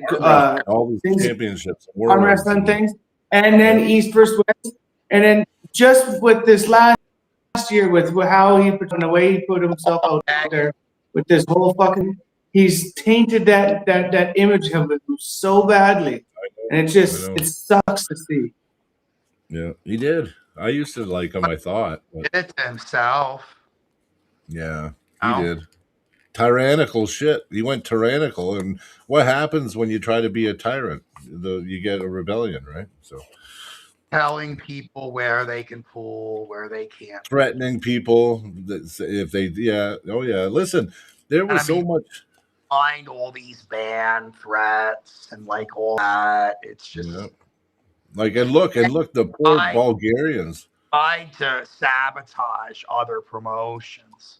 Oh yeah, definitely. Fine, and I mean the other and putting in false claims, getting people's channels taken down, and there was all kinds of nasty shit, right? And the Bulgarians, you couldn't see the Bulgarians ever pull at East versus West because they were banned by WAF, so Ingen wouldn't have them, right? Because Ingen's like best friends with WAF. So by WAF, why were they banned? They were banned. I don't know exactly. I'm not going to state because I don't know exactly. So Jordan Sunev, he found documents that money was claimed through WAF for his training, but he never ever received a cent of it. And it was booked that he had training for 2 weeks and it cost X amount of dollars, and he never even was there. So they were like making money off the government through WAF and making up receipts for things to get paid, but just lying. So they ended up Sunev and Plamin and Master. What's his name again, guys? Gashevsky. Yeah, that's it. Svetin. Yeah. Anyway, those guys, they all ended up rebelling, right? And then they all every single one of them, and anybody that pulled with them was banned. And if they went to a tournament and you went to that tournament and pulled, you were then banned from WAF too. Oh Like it wow. went crazy. Yeah, they went all out. And then there was a lawsuit because they sued them. Than just them not liking IFA and all that. No, like, no, it had nothing to do with that. It was totally other stuff because they ended up suing. They got lawyers and they actually sued WAF. Yeah. wow. But we just seen Sunev just was at East versus West and he beat Prudnik. Right? And we were very happy Prudnik lost. Very happy. And yeah. Good to see that. Honestly, good. I don't really think that those world level organizations should be allowed to ban you for anything less than like punching a ref in the face or fucking doing something outrageous. They only have power because we let them. Certainly not because you went to another event that wasn't there. But you know that, right? They only have power because we allow them to have power. Right. If we didn't give a shit, we could make them irrelevant overnight. Because no one goes. How about no one goes to WAF this year? Fuck them. Stop going to WAF now. United States. I say all this, but you know what? I say all this, but I'm actually looking forward to WAF Nationals and trying to go to Ottawa in 2027. Everybody's excited that for once it's back in Canada or the United States. Yeah. Hasn't been, in the Western Hemisphere since 2010 when it was in Mesquite, Nevada. So I just. What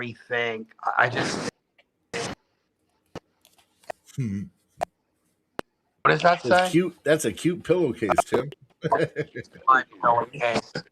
But anyway, I'm at my mom's. Oh house. yeah, no problem. But somebody in the my chat. old childhood room that I'm in right now. Yeah. It's I was talking about WAF or no, not WAF. IFA. What? Was it IFA? Yeah, but then it was something else after that. I was talking about Mesquite, Nevada. Yeah, Canada. Oh yeah, Nevada. Yeah, Worlds. It'll be 17 years since the WAF Worlds was over here. I mean, yes, I think that's something to be excited about in general. You know what I mean? Because it just never has been. And I mean, who knows when the next one over here, Yeah. No, you're right. Canada wanting to compete in that, Well, and this is the thing they talk about: is Nationals going to stay after 2027? Because we had to go to Mexico the past couple of years. I say I don't think it will, because I don't think after they come here they'll give a shit again, and then it will be like another 15 years before we get it in Canada, right? So I have no idea, how that happened or why. Well, I think they put bids in. I think people have to put bids in and put up so much money to get it. It's got to be about whatever, how much it's going to cost, or I don't know. And I mean, maybe over there's enough of a whatever, because it's Con Evan is but I mean, I don't know anything about the politics. I know another thing is you don't want to run a WAF event. I heard of somebody. He was in France. I'm not going to say his name, but the guy was in France. He's a famous arm wrestler. He was just living there at the time. But he ran an event, and WAF came in and took all the money. Yeah, because it was a WAF registered event, and they came in and they took everything.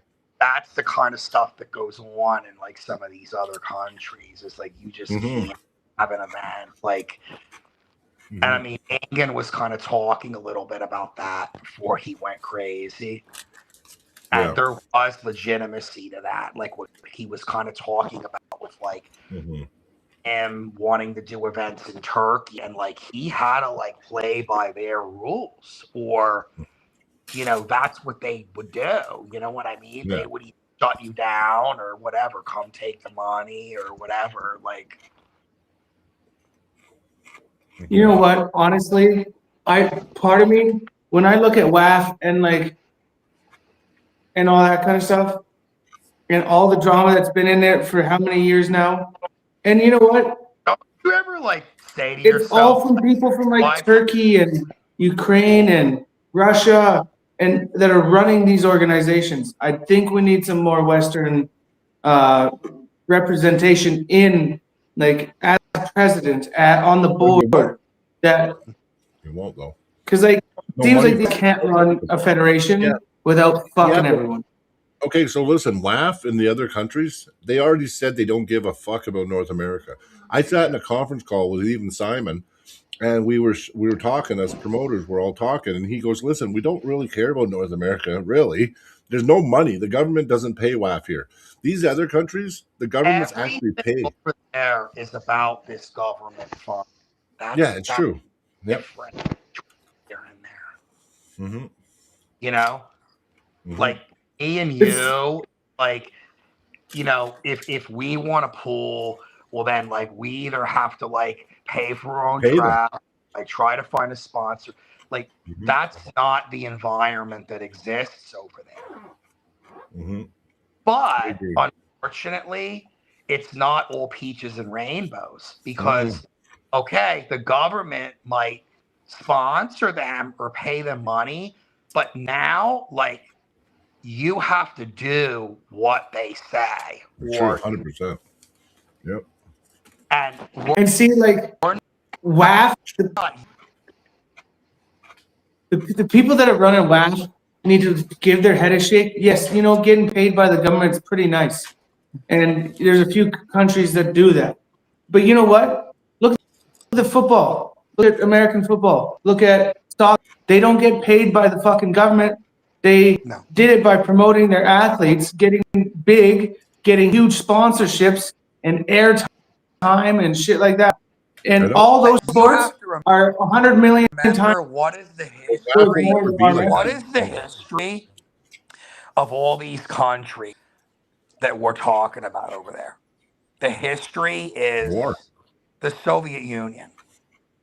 The history is you do as we say or else. Mm-hmm. Okay. That is how they run it. And that is unfortunately what those people are used to. Okay. Mm-hmm. Over here, that doesn't fly because we tell people to go flip off. Go fuck yourself. But we also are run by private enterprise. Yeah, that's true. Some of these poolers that we talk about over there, like if they didn't do what certain people told them they had to do, they would be out working some manual labor job for like the equivalent of $4 an hour with some terrible life. Like we don't understand it. Like we sit here and like we talk about, oh, WAF this and WAF that. But like a lot of this is just government corruption. It's not like arm wrestling. It's like the whole country operates this way. I agree. You know? Because look at the Kazakhstan or whatever, the Kazakhstan. They fucking train. They get paid by the government for one, and WAF, and they train all day every day, and they get rewarded for winning. Imagine they said no. They would quickly be like Tim said, fucking on the street or fucking doing some slave labor job or something. Yeah, right. I mean, I know like Camille, for example, is like that, you know, because I think he's from like Kazakhstan or like one of those countries or something, you know. So like I'm sure these guys would like to do this, but like they're just not in a position to be able to do that. That's right. I agree. And to be honest, if you're gonna run WAF, kind of like countries paying and stuff like that, do it something like the Olympics, where yes, every country, you know, it's like people are not getting banned left, right, and center because you went and pulled. Olympics is more corrupt than you think. Olympics is run just like WAF, and WAF wants to be but at the same time, that's why they do it the way they do it. Yeah, but at the same time, if I'm a pole vaulter and I pole vault for this organization over here, I can still go to the Olympics. I'm not getting banned for it. Like Right. You'd be WAF, you surprised. pull that. You'd be surprised. The Olympics bans people constantly. I just watched a documentary on how corrupt the Olympics is. So that's not true. Yeah, they're just like WAF. The Olympics are just like WAF. Serious. There's a lot of corruption in the Olympics, man. You know, some people go in hot as hell. They don't get tested for a reason, and other people that they don't want competing, they make sure they test those athletes. There's so much corruption in the Olympics and riggery. You would be It's amazed. on all different levels. Yes, on all different levels. Yeah, like corruption is like thick, man. Whenever you're talking about something that big, you know what I mean? Like I don't fuck with that shit actually. So Honestly, I'm excited for the untested games. the untested games. I mean, do you really think that's even going to happen? Well, they've already should. done swimming. They've already done swimming aspect of it. Yeah. Well, they should do Right. it anyway because why not? You know what? 70% of the people in the Olympics are hot anyway. It's random testing. You don't know if you're going to get tested, and they, like I already told you, they pick and choose. And it's not based on because they think you're hot. They do it based on they want to catch you. See, Right. basically, what the untested games really say is they want everyone to be the best as you can possibly be, and there's no one natural that's gonna beat someone who's, say you take the top 2 best in the world. You could take the number 1 best in the world, keep him natural, put number 2 best in the world, you juice him up. Number 2 is gonna be 10 times better than number 1. Maybe. I think arm wrestling's a little different, man. I really do. Yeah, I mean, I would argue that isn't always the case. Yeah, no, because this is such a tendon sport. It's a tendon-driven sport, and yes, power matters. And I think maybe you're right. Maybe if you took Devon Natural versus Devon Juice, the Devon Juice is going to kill the Devon Natural. Like if you look at it that way. 100%. Yeah. I agree with if you look at it like that. But there is exceptions if you're just randomly picking this guy and this guy. You know what I mean? But if you're saying you got Devon Natural and then you throw in Devon Juiced, yeah, there's going to be way different outcome for sure. Yeah. But even with, I'll tell you right now, even in the lower levels, like I'm not ashamed to say I take stuff. I don't take a lot of stuff. I take a very small amount, but I still take stuff. And I'll tell you right now, the amount I notice it is considerable. People that say, "Oh, you only gain 1 or 2%," that's bullshit. I know for a fact you gain more than that. Yeah. Yeah. But I mean, at the same time, look at me. I got so fucking strong. I just ripped all my tendons and all. Like, I can't believe how many injuries I've had since I started there's a arm lot wrestling. of that happens too. Oh, that does.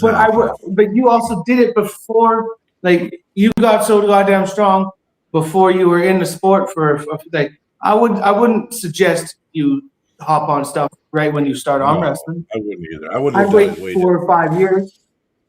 Once 4 or 5 years are up, you can definitely jump on some stuff and be just fine and not be ripping your tendons because you got 4 or 5 years. Depends on what stuff you're taking too. Some guys are not very smart.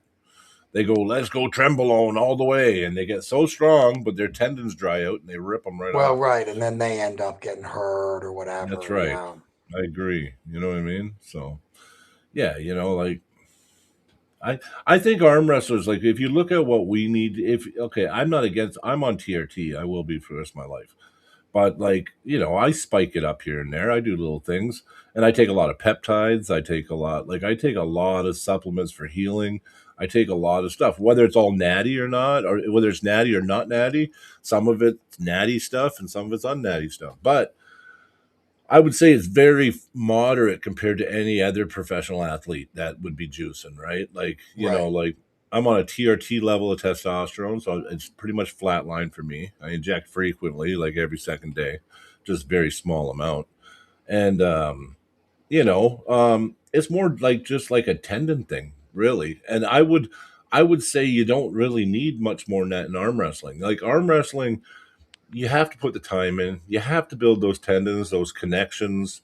You got to be able to apply the power without getting injured. So, like you said, Cody, if it's a fresh arm wrestler, definitely don't recommend gear or anything. And even when they do, it's not arm wrestling. Not where you have to go balls to the wall, take everything because you just you're Yeah. going to get negative effects, right? And to be honest, if you are dead set on doing something, I'd say take something light like MK. Yeah. It's not even Okay, a 677, steroid. it works. It's a peptide. I used it and it was working really good for me for healing.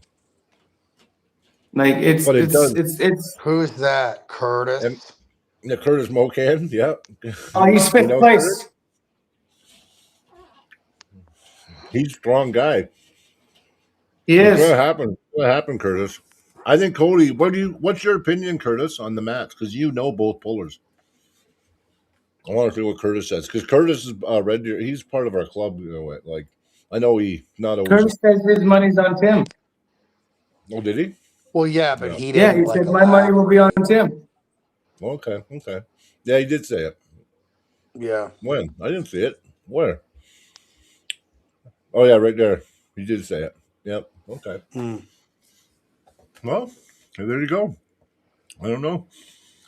And then You know Carolyn, what? my homie says, no, Yeah. Cody. I know. You know what I got? I'm gonna lean because if you guys make a match, Cody's gonna be able to prepare too. And I know, like we do like training camps for super matches. So I'm gonna say I think Cody can win. I think he can beat you, Tim. But I think that it'll be a war either way. And I think if you won, it wouldn't surprise me. But I think if anybody had a chance to pull like your style and beat you, it's Cody. And if he can't do it, then he just hasn't built up the connective tissue as much as you because Right. he reminds me of you, like he reminds me of you on the table. So not the fastest, Hey, but just if I can't beat you in your power, I'll have to try to top roll you. Oh, yeah, yeah. yeah, that'd be tough because you're not fast. You have to be lightning fast to top roll Tim. Yeah, yeah. I seen the way people have to hit him. And you know what? When you guys have the match, like I'm saying Cody 55, Tim 45, because I think we can prep Cody properly, and he's got the strength. Like I think he has the strength, but I don't know. Yeah, like I said, Cody, it's close for me. Like this match, that's why I think this match should happen though, because I actually Dude, it's watched close him to me and too. I watched his power. And if you go in there where he's strong, I'm a little scared because I just think that's going to be so much force on tendons. So it's like it'll be interesting. It'll be really interesting. Yeah, but Well, I just think hopefully we Cody's can more do this in the versatile. summer or something. Yeah, I Yeah. think we're going to try to work Well, something out. Yeah, Brian, Curtis gave you more of an in-depth evaluation on his thing. He said, very Okay. tough match, but I feel Tim might sneak the win, but Cody might get one or two. And then it says, that's how I truly would be. Yep. So that's how I truly would be definitely worth watching. Very similar bone lock spots. Yeah, I agree. Yeah. Yep. Yeah. That's why I think the match would be good. It'd be interesting. Just because it's like very similar strengths. I just think Cody has more I think he's more versatile, but I don't know if he can't if you outpower him inside, Cody's gonna have to be able to get to his spot outside to have a chance. And But I Tim, do have, I do have to say, I do have kind of quite a few arsenals. I have my open hand top roll, I have my inside cup, I got my press, I got my flop press. yeah, you got a lot of stuff. You got a lot of stuff. It'll be a good match. I think it'd be a really good match. And Yeah. yeah, no, we'll look at it in the future. We're gonna keep watching you, Tim, though, and just keep kicking Oh, ass. 100%. You're fun to watch. Yeah, we like it. We're fans, man. Totally. We have never even met yet or pulled. And there's every once in a while you'll give me a message, and every once in a while I give you a message, and we bullshit a bit. Mhm. It's kind of one of those things where even thinking about pulling someone and you start talking to them, kind of the brotherhood just kind of locks. Yeah. Well, we're all brothers in arm wrestling, man. I fucking love it. I eat, breathe, shit, sleep, arm wrestling every day, all my life. No, so that's about it. So, you know what we're gonna do real quick? We're gonna Tim. We get to give away 2 posters, signed posters, and I added. So we had Carolyn, we had High Caliber Arms, and Carolyn. Carolyn has 2, and High Caliber Arms. I think those are the 3 super Yeah, matches. that's Super the chats. Carolyn did Yeah. 3, I think. Yeah. So she got added 3, and he's got 2. So let's do the East versus West 20 signed poster. Okay, I got Yeah, the Carolyn screen, did guys. 3. Okay, let me do this. I'll figure this out. Yeah, Carolyn did 3 of them. Okay, entire And screen. she's been a continuous hooker for 4 months straight now. Do you guys see that? What? What does my screen look like? Does it look like me, or does it say Just your face. fuck? Yeah. Okay, it didn't work. Wait a minute. Yeah, I gotta figure out how to Where do did this Zach again. end up going? I don't. Oh yeah, I don't know. His phone probably overheated. Okay, now what about now? Do you see a wheel? No, I see the podcast. You don't see a spin wheel? No, I see the podcast. It's probably the wrong screen. Okay, give me a second. I'll figure this out. I'm pretty new at this this share screen shit. Okay, here we go. Okay, entire screen. Pick this one. Do you see us? Now do you see it? Yeah, Spin wheel? I see us seeing us. What about now? You don't Just see a us. click to spin. You don't see that? No, not at all. Okay, fuck, I don't get it. Okay, here. I'll move the wheel of names over here to this side. There. Now watch. Now let's see if this works. Okay, share screen. Sorry, everyone. No, we're just getting this figured out once we What get about it. now? There it is. Packed. You see? Yes. You see a wheel with a shit ton Yes. of names on it? Yep. Okay, you ready? Is the Okay. chat ready?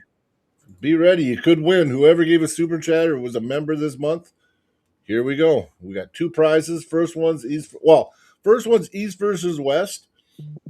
20 signed poster, or if you want to through the fingers, you can have that instead. And then second place can choose between the two. But here we go. First winner. Boom. Who is it? Who is it? Who's it gonna be? Carolyn again. Carolyn Looms, proud winner. Nice. Carolyn. Well, she had a lot of entries. She had like 11 entries. Yeah. That's awesome, Carolyn. So, Carolyn, what would you prefer? The East First West signed poster or the Through the Fingers signed poster? Yeah, she won again. Yay. Okay, well, I want to go number 2. Might as well do another one. Close that. We'll do the second winner. The second winner, if Carolyn, depends on what Carolyn picks. The second winner Yeah, will just get. give it a minute there. Let's see what she says in the chat here. Yeah. We'll get whatever Carolyn doesn't pick. This winner will get. So here we go. Ready? Boom. Look at that thing. It's spinning. Imagine Carolyn got it again.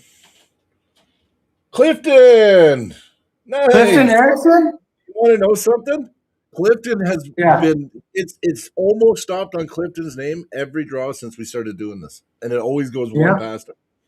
So Clifton gets a poster that Carolyn doesn't pick. So Carolyn That's picks. awesome. Yeah. So our 2 winners tonight are Carolyn Looms and Clifton Erickson. Awesome, guys. That was fun. So we just need to know what Carolyn wants. If she wants the East First West poster or the Through the Fingers poster. Yeah. Carolyn, let us know which one you want, please. Yeah. As soon as you tell us which poster you want, Clifton will get the opposite one. And then next month, guys, so whoever's watching, any super chat night, it doesn't have to be a lot. It can be 99 cents, whatever, or any membership. Hookers are our hookers. We value our hookers. So they're at $2.49 a month to be a hooker. Or you can be a Knights mover for $7.49 a month. Oh yeah, you won again, Carolyn. Again you won. Yeah. You had 11 entries or something like that. She's a really big supporter of the channel, Tim. Yeah. Carolyn Looms. She wants you to spin again, Brian. You want me to spin again, Carolyn? Okay. Only if you really want it. You sure? I got to hear it twice. I got to load the screen again. This you don't have to show us again. Just let us know who it says if you don't want to go through all that hassle again. Well, I think it's fun for the people to watch. Yeah, we can go through the Yeah, setting let's it back do it up on then. the Okay, screen. Carolyn. You know what? No, you didn't say it again. You got to say yeah. Whatever. All set, Brian, with the handles you sent me. Oh, okay. Yeah, Carolyn, she got all her handles, so that was good. She won the handle set. It was like 9 or 10 handles. Yeah, Yeah, Clifton. and she does have one of these shirts. Actually, Yes, these shirts, to say it again, they're sold on the 98% website in the merch store. You can buy Through the Fingers merchandise. okay, here we go. Let's see who Okay. wins the other poster. Now, this means Clifton gets first choice of poster now, though, because Yeah. yeah. So this second place will be it'll be whatever Clifton doesn't take, and I imagine Clifton will take the East versus West. So this is probably going to be for a Through the Fingers sign poster. But let's do it up. It's a huge poster. It's pretty fucking awesome, man. Yeah. So here we go. Boom.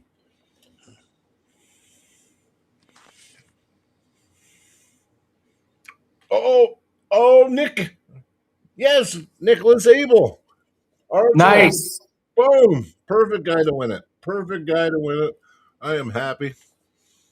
Yep. That's awesome. No, thank you, Carolyn. So Nick Abel out of Montana, good friend of ours, actually. He won the Through the Fingers poster. So that'll be cool. I might not even have to send it. I might be able to just like give it to him personally or send it with somebody to him. So he actually saved me money this win. So, oh yeah, we got somebody in for next month already. Boom. We got Corella Bond 86. Nice. $1 super chat. That's awesome. That puts your name in for the next month's draw. Yeah, we already got somebody in. Well, actually, and then all our members. So if you're a member of the channel, you're in automatically. You're in like Flynn. You don't have to do a super chat. You get one entry for being a member anyway. But anyway, that was cool. I don't know, it's kind of fun giving away shit. Next month there'll be a t-shirt and a coffee mug. So Through the Fingers coffee mug and through the like a shirt like Cody's wearing, we'll give one of those away next month. Yeah. Nice. Cole. Okay, Cole. Well, Cole's in like Flynn. He's got an entry now. So. Well, Brian, you should give Clifton a message and see what he wants. Maybe we can tell everyone who got what. Okay. Talk for a second. Listen, talk to Tim for a second, Cody. I'll be right back. I'll message him. Okay. So, Tim, with your 2026, are you planning on taking less super matches in 2026 so you can start working on more training and going for what you want, or are you still going to just go? It'll be less than it was this year. Yeah. It'll probably be about half. So, but like you're going for, I'm guessing your super matches that you're wanting to take are more like the East versus West ones that you've been taking, Milo and stuff like that. I mean, there'll be a few of those, yeah. But I mean, I have a couple like locals too. And then just this one, we'll have to get it down here or get you down here or get me up there. That'll be fun. Yeah. My biggest thing is I want to start pulling some bigger names, and I feel like Right. you are a very, very good step, especially with notoriety. Like I was Yeah. talking with the Jedi, My Giannis. phone's on Is like like, 1%, by the way. So like if I lose you, that's why. no worries, no worries. We appreciate you coming on the pod. Anyways, it was a lot of Yeah. fun having you here.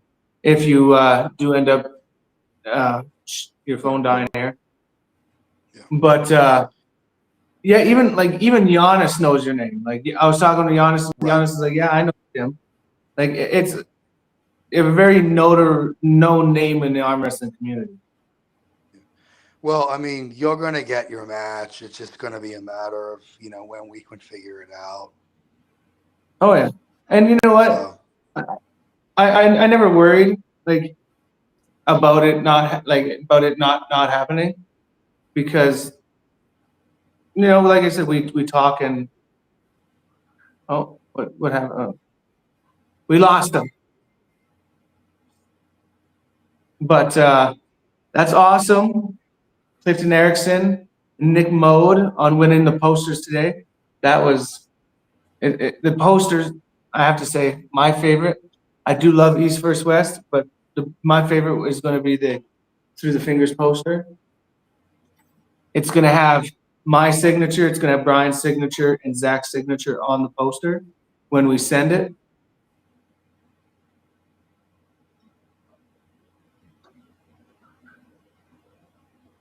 Oh, so when Brian gets back here, I don't know what.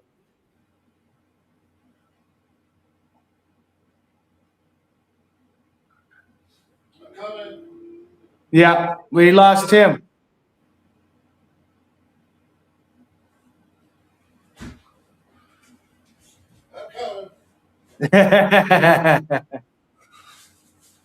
Oh, anyway, Clifton's happy. He's getting the East versus West poster. Okay. Yeah. What? The guy didn't want the Through the Fingers?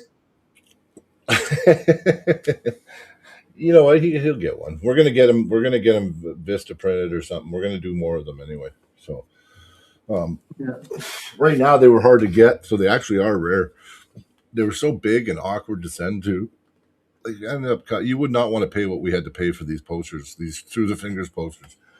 They were the same price in the end as the East versus West posters, like signed. You know what I mean? So, yeah, it would have been more expensive actually than the unsigned East versus West poster. So, Who is Bone 86? well, whoever it is wants to pull Tim one day, right? Yeah. You said Nick Mode. Oh, Nick Mode, looking strong. Yeah. So maybe he's from over that way. Where are you from? And what's your real name? Well, you don't need to know his real. People like their aliases. I don't mind if. Well, you can tell us your real name if you want, but I'm just curious because I'm trying to figure out who it is. I think. Oh, we got Zane Lewis in the house. Yeah, you're late. It almost stopped on your name, Zane. Almost. Very close. Clifton Erickson and Nick Abel won the posters tonight. So Louisiana. yeah, I Louisiana. Oh, found a okay. charger now. Yeah. Oh, nice. Your phone died. Yeah, it did. Yeah, yeah. Okay, Louisiana. Actually, I heard we might be getting a '98 franchise in Louisiana. That's what I just heard. Somebody's coming on board over there. So that'd be cool. Who's in Louisiana?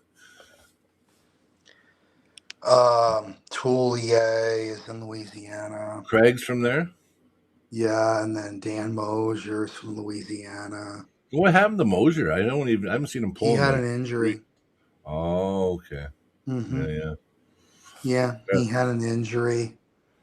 I want to say maybe the beginning of this year or early last year. Okay.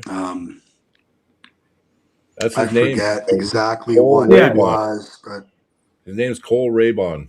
Yeah. hmm. Yeah. Well, nice to meet you, Cole. Thanks for supporting us and watching the show. Pretty awesome. I like seeing new names in the chat. It's pretty Yes. awesome. He did Brita? say giveaway Oh, shirts. He Brita's said there too. everybody loves shirts. Oh yeah, everybody loves shirts. No, I know that. Actually, Brian, I was actually going to ask you, have you found a decent Canadian supplier to get shirts made? Not a Canadian one. I got one out of fucking. Where the hell are they? They're way out, but I know we have one now. They offered us a better deal than everyone else. I just haven't pulled the trigger on. I don't have. We're gonna have to talk, but we got to get our merch soon anyway. But I would like Allie. Actually, I'm supposed to go to some place with Allie. Allie might have found us a supplier, so that would be really cool. That would be. Well, Yeah, yeah. Fuck that guy Friday. Okay. Yeah, from the past one. Oh, wasn't I on that? Was I on there last weekend? I'm usually on Friday for a little while. Yeah, yeah, I'm usually on there. I usually pop on for half an hour to an hour on 98 on Friday nights. Yeah, Tim, let's go. Well, yeah. So what? So your next match Who's is in that? April. Who is it against, Tim? Well, no, I That said was February Carolyn. 7th is the Virginia, and then Oh April. yeah, okay. Well, April March is after that. Illinois, and then April is when we were talking about Bryce, Oh not yeah, yeah. Meadows, like the Zachariah Bryce Bryce. Zachariah. Yeah, yeah, yeah. Yeah, Are you pulling Bryce Zachariah? He's got the tools maybe to beat you because he might be able to go get you, flash you outside before you can stop him. So right. he pulls. He can be pretty fast. That guy. He's really come Hmm. up. He's actually really improved. Like I've noticed his growth in the last year watching. That's Yeah, what I'm seeing too. yeah, Yeah, yeah. So out of the next 2-3 matches that you have in Stone, is he the toughest one that you think you're gonna have to go against? Bryce. I mean, Yeah.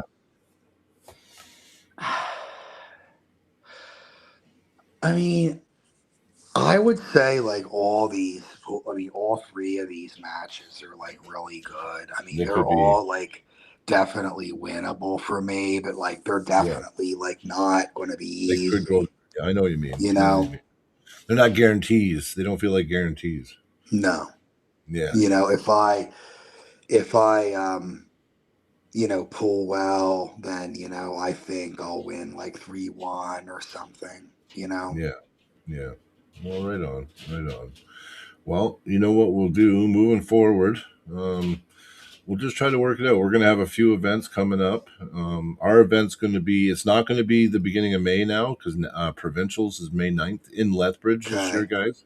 So our Provincials is in Lethbridge, Alberta. It's going to be huge this year. Hmm. It's going to be held by, Len Houghton. Len Houghton, I've heard he's, the name. yeah, he's Yeah. he's a back John Brzezinski, early days Okay. puller type dude. 51-time national champion, like Earl Wilson. He was back. His main rivalry was Earl Wilson back in the day. It was always Earl Wilson and Len all the time going at it. So, but anyway, yeah, they're running, and Mike Schaff. So Mike Schaff, he does a lot of the organization for Lethbridge, but they're putting Hmm. on provincials this year. So we can't. Our event's going to probably be like first or second week of April. So, and it's And crunch what's time. that going to be? It's going to be Like, the league, the that 98 going to through the be? fingers. Yeah, 98 through the fingers opening, and it's Well, going to be I hopefully mean, the pretty big. thing, like I said, this thing is not known yet with Bryce. I mean, it's still With just that. being Yeah. talked about. Okay. Um, Okay. the Okay. April Well, see, we thing. might be able to work something out if we can get a sponsor or something for the match, and maybe even if not, But you'd probably have to like fly like some shitty airline or some shit, and you know what I mean. But if we could do it, Right. we'll pay for everything for you for sure. Yeah. Yeah. I mean, We'll talk. mainly it's just about, getting my flight, Oh, of cover. course, and You know having what I somewhere to mean? stay, and you You make know what sure I you got mean? some food in your I mean, belly. me and Cody talked about, Yeah. maybe putting a little money down Mhm. kind of between ourselves. Yep. Like that's like Yep. different, Yeah. Yeah. That's Basically, if we're able to get a sponsor to get you down here, then I will still definitely personally put money down on the match. Well, that's what I'm saying. I just feel like it would be fun if like we wow. put like, whatever, like, maybe $200 down or something, but His name $200. really that's Brown fun, Rice? Who's Brown Rice? what? That Two can't be hundred a real bucks. name. That's Brown rice. are we going American or Canadian? Oh, it doesn't matter to me. I mean, Yeah. I was probably figuring that's Canadian since it's in Canada, but It'd be cheaper if you lose. Yeah. Yeah. Because 200 American is like 275 Canadian. No, it is. right. It is actually. It actually is. Yeah. Yeah. Yeah. Yeah, no, for sure. Yeah, so Courtney Huck says in September, Brown Rice competed. Is that someone's name, Brown Rice? I could. It just sounds funny. But anyway, Competed in every weight class yeah, available. yeah. 4 or 5 classes, took home all golds but one. Well, whoever this guy is, he's pretty good. Maybe that's his nickname, Brown Rice, Oh. because Brown Rice sounds like a funny name. Oh, that is the What was it, Zachariah. Zachariah? They call him Brown Yeah, Rice. that's his nickname. Oh, okay. I like Brown Rice. Why I the like why him. the hell do they call Yeah. him brown rice? I don't know. I don't. The whole nickname stuff throws me off. I got one And too. then I'm the like I judge, don't. right? Yeah. Yeah, I'm the judge. But you can't make your own nickname. Someone just has to give it to you, right? So See, it's like like a natural I thing. never got to choose my nickname. Yeah. She's Courtney's saying that she'd be Well, a good Cody, that match, might you and depend on Zachary. whether you beat me or not. Pardon? Yeah. I said your nickname might depend on whether you beat me or not. Oh, okay. Yeah. Might be Minnie Mouse instead of Mighty Mouse. Well, the only reason why I know I can't get rid of my nickname is because it was given to me by Matt Mask. Wow. Toward the pole. That's awesome. So this Cole guy, he's gonna go on Bourbon Street tomorrow and try to pull people to get more eyes on the sport at Mardi Gras. Oh no, you went 2 years ago and did it. Oh, we'll do it again. I think that's awesome. Yeah, Yeah, I want to do 100%. that too. And you know what? The best thing to do is bring your phone, bring a tripod, video Get it, some- and post it. Yeah, yeah. We did it at Sylvan Lake a couple of years. What? No, last summer we did it too, didn't we? We brought some tables and pulled at Sylvan Lake. That was awesome. Yeah, that's what they said, Bryce, Zachariah, like they were using the nickname Oh, or okay. whatever. Yeah. Yeah. Okay. Yeah. Well, I'm the judge, so I get to choose what happens. So we'll see. We'll see. I'm gonna get a big gavel and shit and just start using a gavel. That's it. When I beat you, I'll be like, "You've been judged, motherfucker." Yeah. No, I don't even know how I got the name of the judge. It was, I think, Huh. 10 different people nicknamed me the judge, and then I just said, "Well, I guess I got to use it." 'Cause, See, Yeah. it seems like most people get their nickname from cool ways. Mine was I was getting bugged because I'm short. I'm 5'7". I'm not a Yeah. tall person, And I used to especially think when you were it comes to 5'5". I really pissed him off because I'd be like, "Yeah, Cody's 5'5", and he's like, I'm "I'm 5'7". 5'7", man." Yeah. Yeah. But I'm like, the one day, yeah, Matt was bugging me for being short, and I said, "Hey, but I'm mighty." And then just out of the blue, he was like, "Okay, there, Mighty Mouse." yeah, And yeah. from that day forward, even when I got my club shirt, we did a bunch of club shirts. They were supposed to have our last name on it, but mine doesn't have my last name on it. It has Mighty Mouse. Yeah. Yeah. It just stuck. And Matt gave it. You know what? He should be honored. It was Matt Mass that actually nicknamed him. Right. You know what I mean? Yeah. So you actually got a cool last name because Matt gave it to you, right? I know under the the pretense of how he did it might not be the best. Oh, I'm not upset with it. I love my nickname now. Yeah. Now, if you try to call me anything else, it's like, no, that's not my nickname. Right. Mm-hmm. I don't know. Yeah, And you I don't missed. like seeing other people use it. Like I think it was Nick Mode. What that Oh, one yeah. thing No, it in was Nick Montana Abel. that he did? Nicholas Abel. No, it was Nick Abel. Nicholas Abel. When he used my nickname, I was like, now I gotta pull this guy, even though he's lighter, and just rip his arm off because he's not allowed to use my nickname. He changed it though. Yeah, he changed the Yeah, he nickname. did change it. Yeah, yeah. The Drew. Oh yeah. Listen, thank you, Courtney, for bringing that up.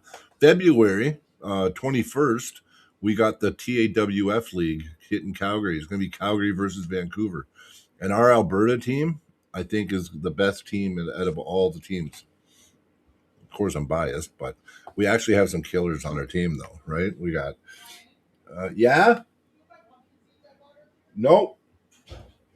So we got Josh Bellin. He's a beast. He's like 6'8", 350, big bearded Sasquatch looking dude. Like the Jolly Green Giant is who he looks like. Yeah. But really nice guy. Number But super one right arm tournament puller in right Alberta. arm, no If one's you beating take him. away Matt and Devin.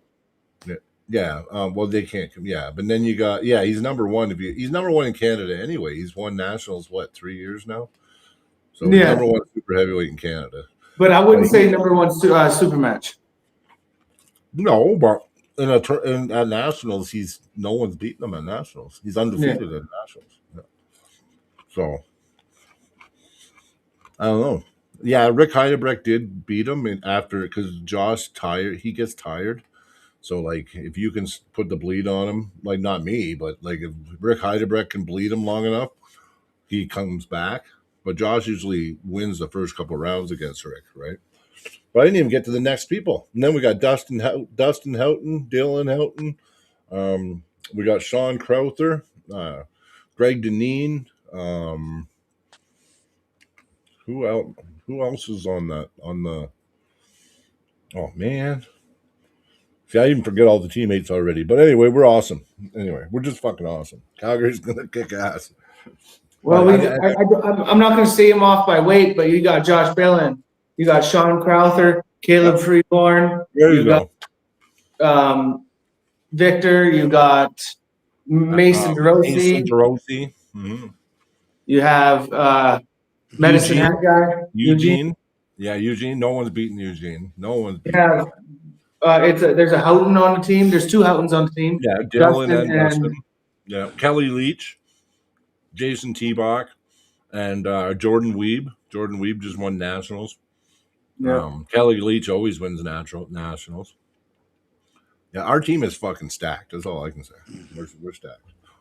But a lot of our 176 guys can pull up probably all the way up into like the bigger weight classes. So that's the crazy thing about it. And the way the TAWF works is point based, right? So like if you have your 180 or 98 guy pull the 242s and win, you get extra points, right? And you get like Right. you've heard about the league, right? Because you competed with Mac. A little bit. I saw there was like that one. I guess Yeah, the first one. It's one extra point for every weight class you go up, isn't it? Yeah. Yeah, and if you're a team captain, you get an extra point. They got this risk it all thing where you can double your points, like actually get double the points. Yeah, and It's a our bet. ladies are killer too. You can bet on your guy and you get double the points, but if your guy loses, they get double. Yeah, I is Courtney. Are you on the Ontario team? I wonder because she's a beast. And you know what? We actually just said a bunch of names, and we can't forget about the two girls that are on the team, Leia. Hannah and Leia. Yeah, and Peyton Pickering. Yeah, there's like three names right now. Peyton Pickering is And going no, to be you're missing one. Hannah. You're missing one. You're missing one. Yeah, Amber Drose. Yeah. Oh yes. Mm-hmm. Yeah. So and I Amber heard that Peyton Pickering was going to be pulling Hannah in like a club match. Do some kind of match, to decide the reserve. But Ambrin just cracked top 10 in both right and left in North America, so she's really good. Leia Cornerton, she's got world championships and shit as a junior, and like she's a fucking beast, Leia. Like Yeah, she No, went. She won the qualifier at East versus West. Went on to win the next qualifier in Florida. Like Leia's a killer. Yeah. you know what I'm actually curious about? I don't know if they've ever done it, but Ambrin and Leia, have they ever pulled? No, because they're not in the same weight class. But they might be closer now because Leia's put on. She's getting She's getting some muscles, man. Her back's jacked. Yeah. Mm-hmm. Yep, she got some back on her. Yep, like thick. Because like Ambrin's good. Like she's really good. Like Yeah. isn't there only one person right now that I can think of that can beat her in the heavyweights? Oh, we got. Hey, look what we got in the chat. Oh, you'll be reffing. Oh, that's cool too, Courtney. Be nice to meet you because I'll be there. We got Odo Golden Hands. Hey, buddy. Boom. There's a fucking champ right there. That guy just beat well, he just won his last match, but I know he won a match before that with James Beach too, and he crushed him. And James Yeah, Beach, Otto's good shit. Otto's awesome. I've been actually watching his training. I'm doing some of his training now, and I'm feeling like fuck, it's working, man. My favorite thing that like something that I just do every day is I watched Otto's video of putting that weight inside the rice bucket every night. and I do then it every night.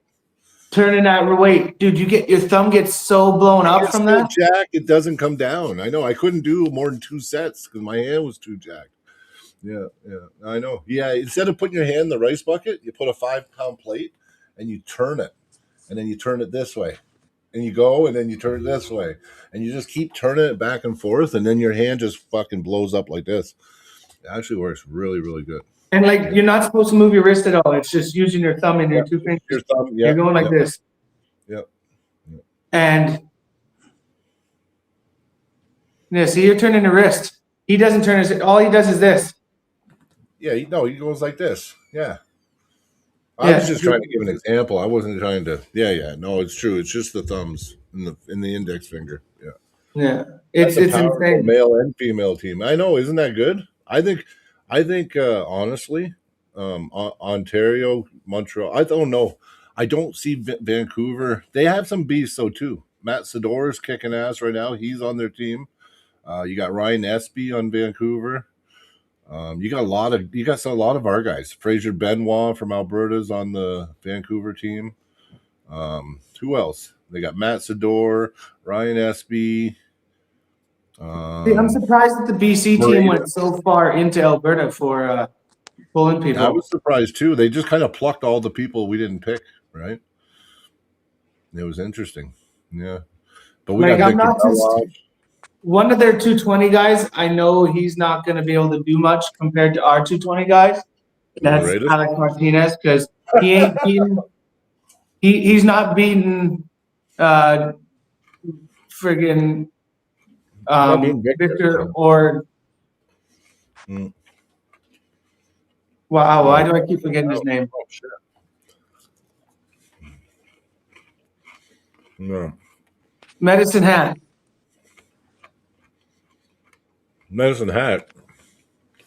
220 puller or the 205 puller. And who that lives there? No, he's pulling on the team. For Medicine Hat? Oh, on Vancouver or he's not beating Eugene. Eugene. Yeah.